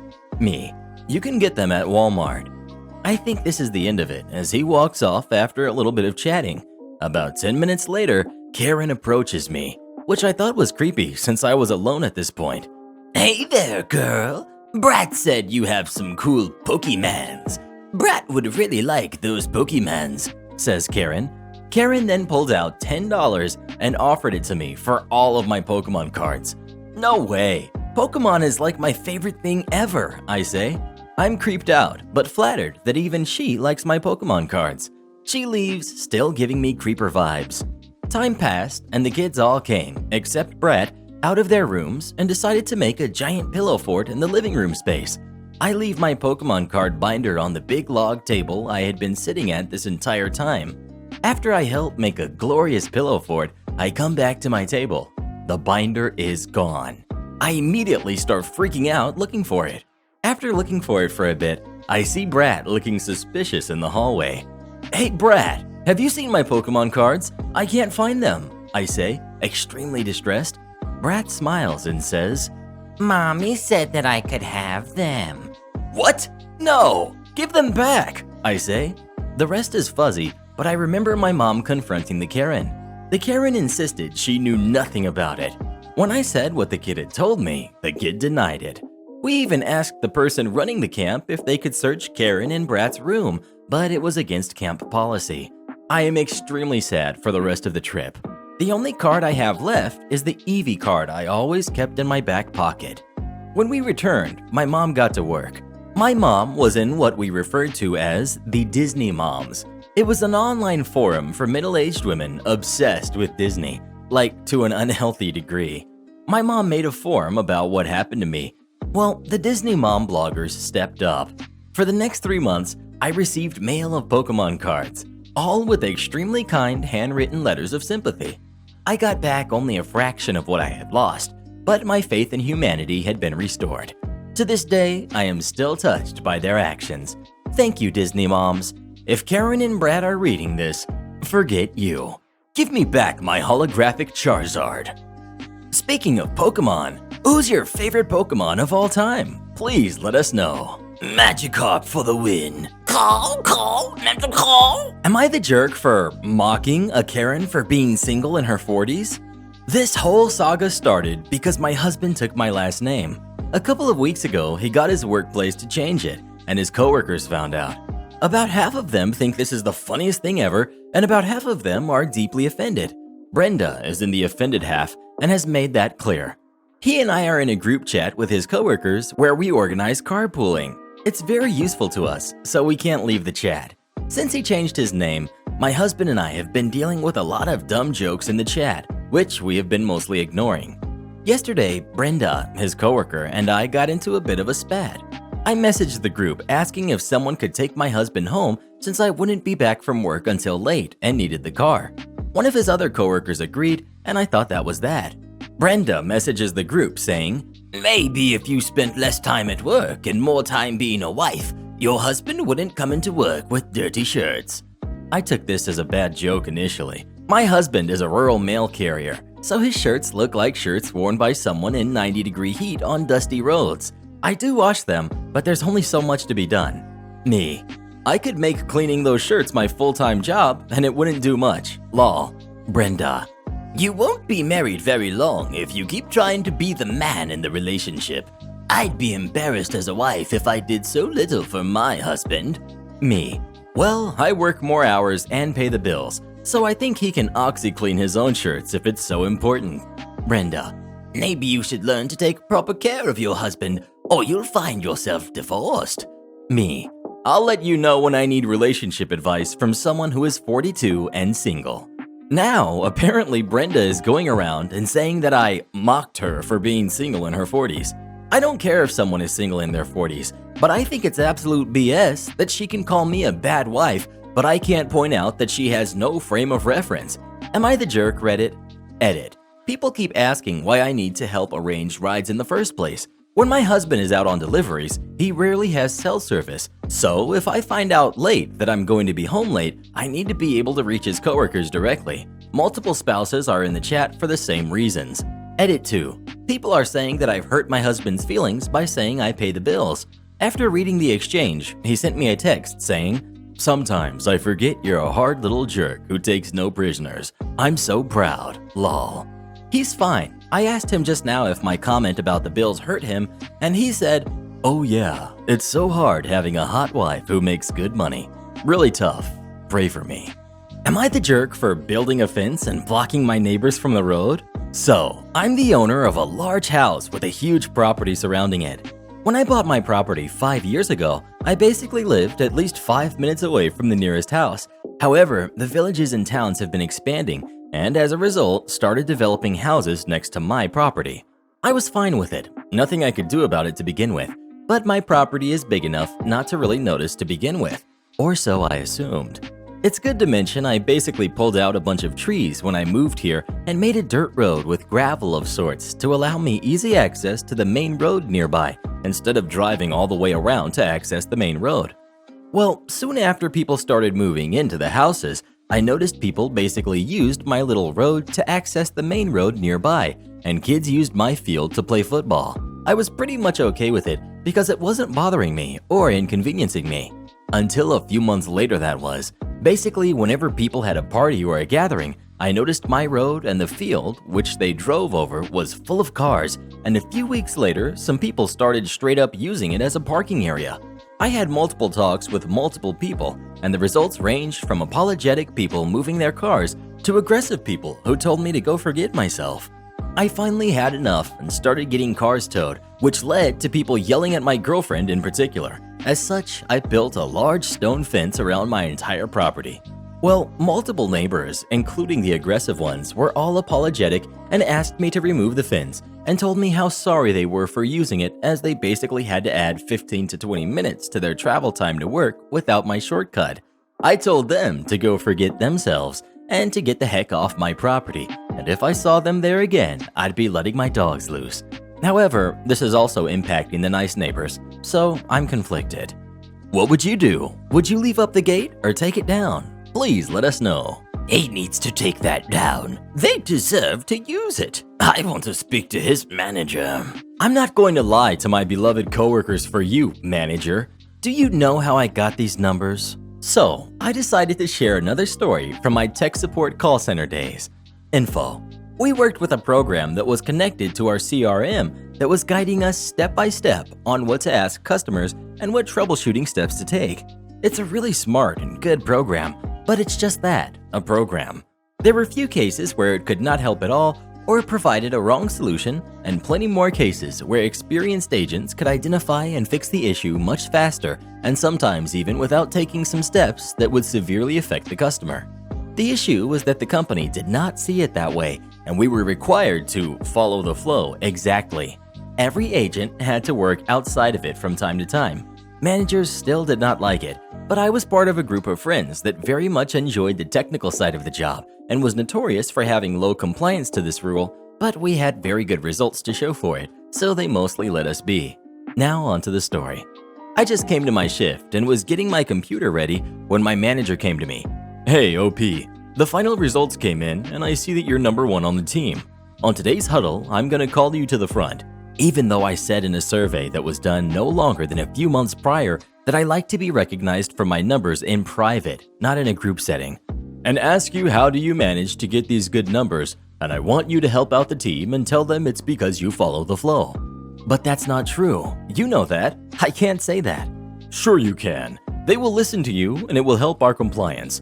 I'm not gonna lie to them. Please don't call me to the front. This is where our conversation ended, and we headed to the couch to have a 15-minute morning huddle, and 5 minutes into it, I'm being called to the front with some awkward forced clapping. Now he is indeed asking me, "How did you reach such good numbers?" with his slimy eyes looking at me, and his bald head nodding like he was assuring me, "You can become this sleazy office rat like I did."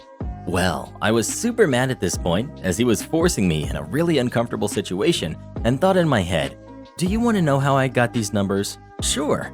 Well, it definitely had to be the fact that I learned to cooperate with our awesome program and use it as my guide during the calls while keeping in mind it's just a program and keeping an eye open for a better solution for my customer than the program can provide. This way, I'm able to significantly reduce my technician dispatch rates and my average handling time since I can often find a solution faster. I wanted to keep talking, but after this sentence, he kinda roughly interrupted me and thanked me while trying to somehow turn what I said in his favor, but I cannot honestly remember the rest of what was told. I loathe public speaking, and I'm a shy person, and just this sentence in front of 15 people made me sweat like heck. I just remember a few guys holding back laughter. The manager came to me right after the huddle and was disappointed that I betrayed his trust, and what do I have to say for the reason I did it? And I just replied with, "I warned you beforehand," and quickly took an incoming call just so he could not talk to me. I later received a few messages from him, how he was disappointed and how he thought I wanted to also be a manager one day.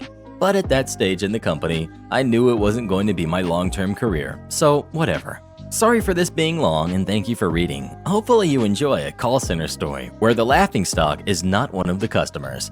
Big Mama out.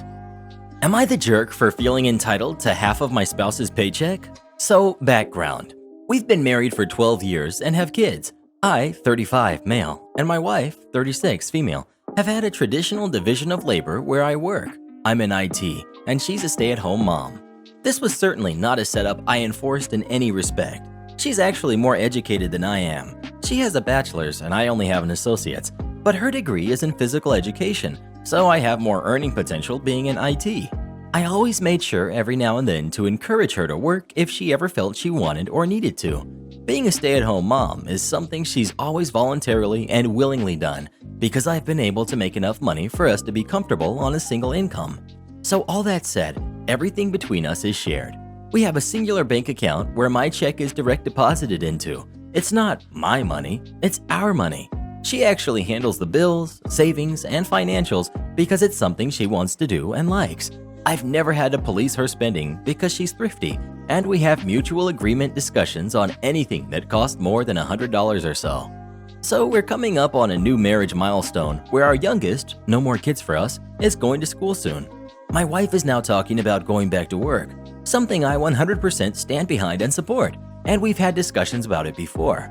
Number one on the docket of her going back to work is that I help out at the house and we split household chores evenly.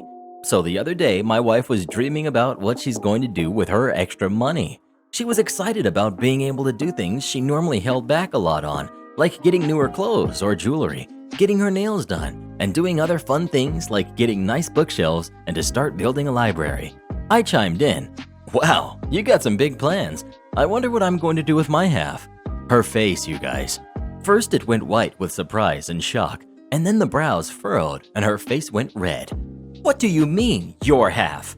That's where I argued that everything I ever made during our marriage was equally shared, and why should her money be any different? She said that my paycheck was the family's money, and that her paycheck was extra money that she's earning for herself. I then told her that sure, she can work and make extra money that she can use in any way she sees fit, but then I no longer felt it fair I took equal work of household upkeep. She went livid and called me a jerk. I never even got a chance to tell her that I actually wanted to take 25% of her paycheck and more aggressively save for retirement, but I'm afraid of that now. So, am I a jerk for expecting her paycheck to be shared? Edit. Didn't know I can edit a locked post.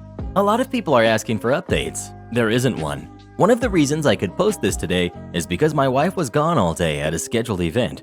This happened last night. Maybe, if the mods approve it, I can do an update post in a couple weeks. Maybe. This got more attention than I was ready for, and it's giving me anxiety. It was probably a mistake to post this. Well, what do you think? Do you agree with OP or with his wife? Please let us know. They could just give me both their paychecks. Problem solved.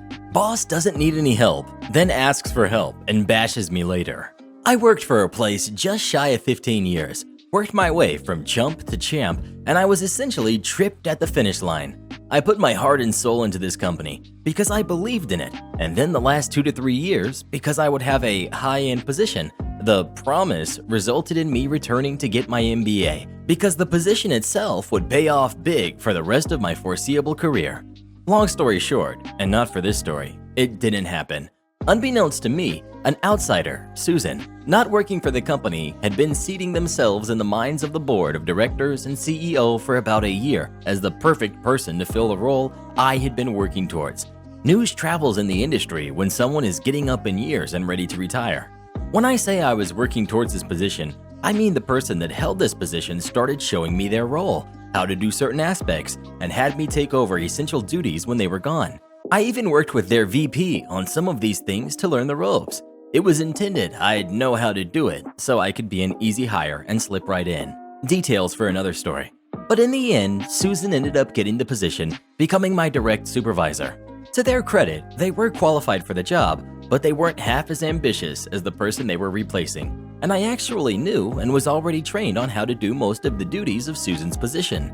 Combine my now salty self with the fact I had got an MBA for this position. The entire thing felt like a giant waste. Worse, I ended up having to show Susan how to do a few things. This is important for later.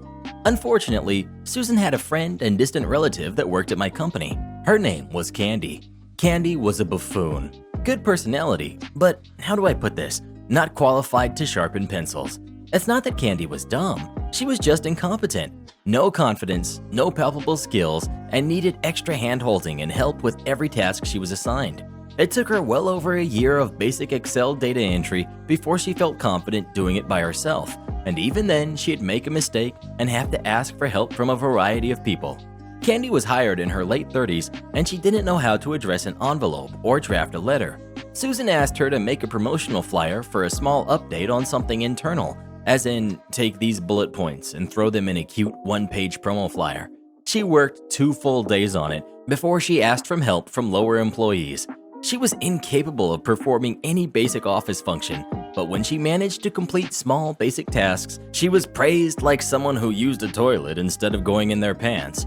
To make matters worse, there was a position at the company which was essentially like a VP to Susan, but different. The VP could handle basic functions if Susan was off on vacation to keep things going, but they also had their own set of unique duties that no one else handled, and Susan should do if VP is gone, but ultimately never would because they were challenging and Susan wasn't ambitious, remember? VP and I were close colleagues and always on great terms. They wanted to work for another 7 to 10 years after having put in 27 years, but was waiting to see how Susan worked out as the new person in charge of this part of the company. VP lasted 2 years after Susan was hired before retiring. VP told me I should apply for their job because if I was qualified for Susan's job, I sure as heck could do their job. I didn't want to do it as it was a slap in the face and I didn't want to get complacent, but VP said I should just take it for now, just for the pay bump, and then have something else to put on my resume. Solid VP gave solid advice, so I applied for it. Susan, of course, encouraged Candy to apply for it, and in a conversation I overheard, Candy was bragging to another coworker that Susan had promised her the position, but Susan would go through the motions to quell employee anger. Me. Longer story short, Candy got the position. So to recap, I not only didn't get the position of Susan's, which I had worked up towards, been shown how to do the duties, and had got an MBA to do it, and then I still wasn't the best candidate for the VP position. I should note other coworkers applied for the VP position that also would have been a better candidate than Candy. She was literally the least qualified of everyone that applied. I was perpetually angry during the entire Susan and Candy saga. When Susan was hired, I immediately started sending out resumes and only doubled my efforts when Candy was promoted. I found a comparable position to Susan's, aka my dream job, at another company. It happened to be that Susan also saw this position open, but on paper it wasn't a promotion, so she wasn't interested. She instead encouraged Candy to apply for it as it would be a jump up for her, and a huge jump for me. On the day of the interview, I walked out after feeling confident I nailed it to see Candy waiting in reception. Candy's interview was lined up right after mine. I found afterwards that the interviewers wanted to compare two people from the same company to see if there was a difference. In the end, I got the position, one of two final candidates, and Candy wasn't considered as one of them. I went back to work, gave my 2 weeks notice, and left. Now to get to the meat of the story. One of Susan's defining traits was that she was confident and able to sell herself, thus how she got the job in the first place. Remember earlier when I said I had to show Susan how to perform a few roles when she was hired? Well, one of my larger duties was IT person. I handled all of the IT affairs of the company, from server install to troubleshooting to networking. It's a full-time position to begin with, but I had other duties I had taken on/given over the years, more akin to 2 to 3 people's jobs, which I had always worked through it because I was working towards the position that Susan had took. So when the limited time I had left, and I had to take a few days off to burn time and line things up for my new job, I had to show Susan how to do things. For you IT people out there, it happened to be finishing up a big project to upgrade all employee computers. I was a good 85% done with this role, but there were some programs that needed set up via the server or advanced configuration that never got done, plus little hiccups that sometimes take minutes or sometimes take hours to chase down and fix. I left instructions the best I could, but said you'd likely need to reach out to support, and I gave the number to a company I know. But Susan told me repeatedly she could figure it out and it wasn't a big issue. She would never demonstrate she wasn't capable of handling something. About a month and some change later, Susan calls me up to congratulate me on my new position and make small talk to ask how things are going, etc. She starts winding down the conversation to tell me if I ever need any help, she'd be happy to offer advice. Oh, by the way, she didn't see any information in my notes, but do I know where such and such information is at? What's the password for the server? How do I remote into that again? Oh, and since she's at it, was there instructions on how to get archaic application working correctly with another application? Hey, half of our security cameras stopped working. Do you think they're unplugged? Nothing really important, just if I happen to know offhand. Well, I said, I documented the passwords down, network ports, specs, and different configuration procedures, but a lot of it was intrinsic on the job knowledge. Susan just stuttered and said, "Oh, okay, I'm sure it's right here. Thanks anyways, good luck. Let me know if you need help." Fast forward 6 months. New job is going great and turns out to be considerably better than demonstrated on paper and gave me opportunity to advance further. I have a few friends that work for IT support companies, and one day one mentions to me my old friend, Susan. "Oh," I asked. They said Susan had called them 4 to 5 months ago because they needed help setting up their machines. They were told that a guy that had set up the computers but didn't do a good job and left them with barely functional machines and a mess. Said Susan had set up a contract with the company and had been one of their most active clients trying to troubleshoot issues and still does to this date. They make a pretty good payday off the company now. I somewhat frequently bump into old coworkers at the company or clients. I did some project management tasks too. I've been told how it's been a lot different trying to get problems fixed, horrid IT issues, and there's a lot more challenges now that my role was never filled and different people got small chunks. Sounds like a lot of people aren't very happy, and a few more who I worked there with have quit and went somewhere else. All this has been years ago. Because of the industry I'm in, I bump into Susan or Candy now and then, and they tell me how great things are going. Free rabbit hutch, not free enough. Hello all. So this happened a few years ago, but I suddenly thought of it and realized other people might get a chuckle out of it. Buckle up. At the time, I was a post-grad student, living with my then boyfriend, now husband, in a tiny top-floor flat in a tall, narrow Victorian terraced house. All this is relevant. Space was at a premium, but we had a cemented yard in front where the bins lived. Our street also had better houses, and these houses shared a large space with all their bins. I passed in front of it to and from uni, and one day, amidst the bins, I see a big, think 6 feet by 8 feet, lovely rabbit hutch dumped there. It looked great. It was not broken. It was hand-painted with flowers. Clearly, either someone's beloved rabbit had just passed, or they got an even better one. Anyhow, a pity for it to be carted off and dropped in a landfill. I snap a picture and post it on my local pet-related Facebook group, giving the rough estimate of where it is in case anyone needs it and wants to pick it up. And Karen1 gets in touch. Karen1. It's amazing, and I could really use it. Sorry to be cheeky, but could you drop it off at mine? I don't have a car. Me neither. Sorry, and it's not my hutch. It's just there. Karen1. Oh, okay. Disappointing. Anyway, I could be cheeky again and ask you if you could bring it here via public transport. I'm not great with moving stuff. I live in the postcode 5 miles away. I can pay you back for tickets. Me. I'm so sorry, but I can't. It's too big for a bus. It's 6 by 8. Okay, I'll see if my friend can get it for me. 15 minutes later. Karen1. Hey, so my friend Karen2 will come and get it with her car. Me. Great. Did you tell her how big it is? Sure, no problem. She'll be there later. 3 hours later. Karen1. Hey, my friend cannot come today, but she can come tomorrow. Me. Cool. Can I ask you to hang on to it so no one else gets it? Me. I mean, I don't really have space. Even a front yard would be great. I suppose, but I really can't keep it longer than a day. Oh, for sure. Me and boyfriend lug the hutch into our front yard. It literally only just fits, and I put a sign on it telling other people with a flat in the building it will be gone in a day.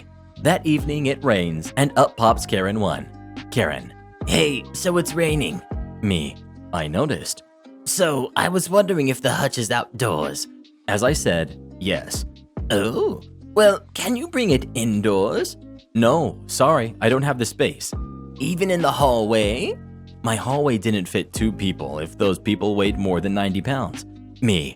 I don't have space. Oh, but can you cover it? I suppose I can pop a couple bin bags over it, but it's wet now. How about a tarpaulin? I don't have it. I'll put the bin bags over it. Just tell your friend. And thus my boyfriend and I went out in raincoats, tore apart 3 perfectly good bin liners, and somehow tucked them around the hutch. I was meanwhile beginning to wish I had left it for the landfill. The next day comes, boyfriend goes off to work, I go to uni.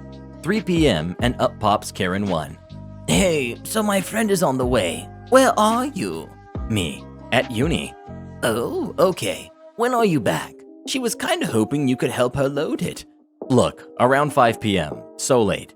Oh, well, I was hoping you could help her. If she's going now, I can't. Sorry. Karen1 disappears. I do my thing, stop on the way back to get some milk, take my time. Anyhow, I'm back at 5:30. The hutch is still in the courtyard, and in front of the house is parked a car, whose driver gets out as soon as she sees me go to open the door. This was, needless to say, Karen2. Karen2. Hey, you're late.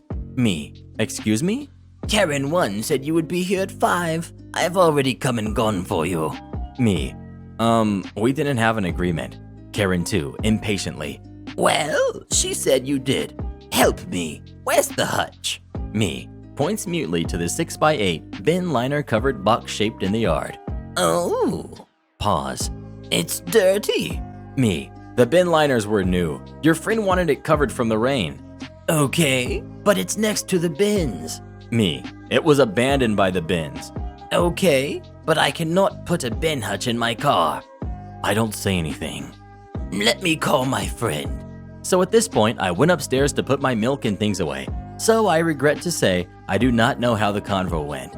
However, this is what happened when I went downstairs to try and finally get rid of this hutch. Karen 2. So, she said you told her you'd clean it. Me. I said no such thing. But she said, Look, I'll show you the convo if you don't believe me. I didn't say it. okay, but can you clean it now? No. But how can I put it in my car? Look, I'll give you 2 more bin liners, but this is not my hutch. I just picked it up from the garbage. Your friend knew, and this is really it.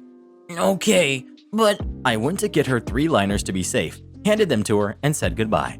okay, but aren't you helping me? I looked at her. I looked at the hutch. I just wanted to set the thing on fire. Mutely, I grabbed those liners and went to her car. Me. You'll need to recline the seats or it won't fit. How do you do that? This woman didn't know how to recline her own seats. I've never had a car, so I didn't either. At this point, this was ridiculous. But in for a penny, in for 300 pounds apparently, so I Googled it for her, and somehow we managed. I tore the bin liners, we tore the seats. Finally, the end was in sight. Me. Okay, let's just get the hutch in and you're ready to go. But it's covered in bin liners. We stare at each other. Me. I'll take them off, but we need to get it in. I have stuff to do. I had a K-drama episode to catch up on. No regrets. I take those bin liners off. Underneath, as expected, the hutch is wet, but you know, in one piece. Me. Okay, grab one side, I'll grab the other. But it's wet. Me. Now at the end of my tether. Look, I told your friend it was left in the garbage. I told your friend it was outside. I told your friend it had gotten wet. If you don't want to pick it up, it's not on me, but there is absolutely nothing I can do about it. I could call Karen 1. We do this now or I go in. Karen 2, massively unconvinced. Okay. We grab the rabbit hutch. We maneuver it in. It only just about fits. I shake my hands clean, say bye, and pop back in. As I lock the door, I hear Karen 2 wail, But the paint chipped off on my car door, and there's straw inside the car now. I ignored her. She knocked at the front door for another 10 minutes, I think, but I could hear her only in a very muffled way from way upstairs. As I sit down with my cup of tea and my episode, Karen 1 pops up on my phone. Karen 1. Hey, so this is not acceptable. I expected, clearly, that you'd take better care of my hutch. And my friend, I blocked her. When my boyfriend came home about half an hour later, Karen 2 was thankfully gone. I saw Karen 1 again months later on a different pet group where she bragged that she had built and painted her lovely rabbit hutch herself. Do this next. Tap here on your screen to come see our new podcast playlist where you'll find thousands of hours of the best stories you've ever heard. or tap the one on the right. That episode is specifically just for you, based on other videos you've enjoyed the most.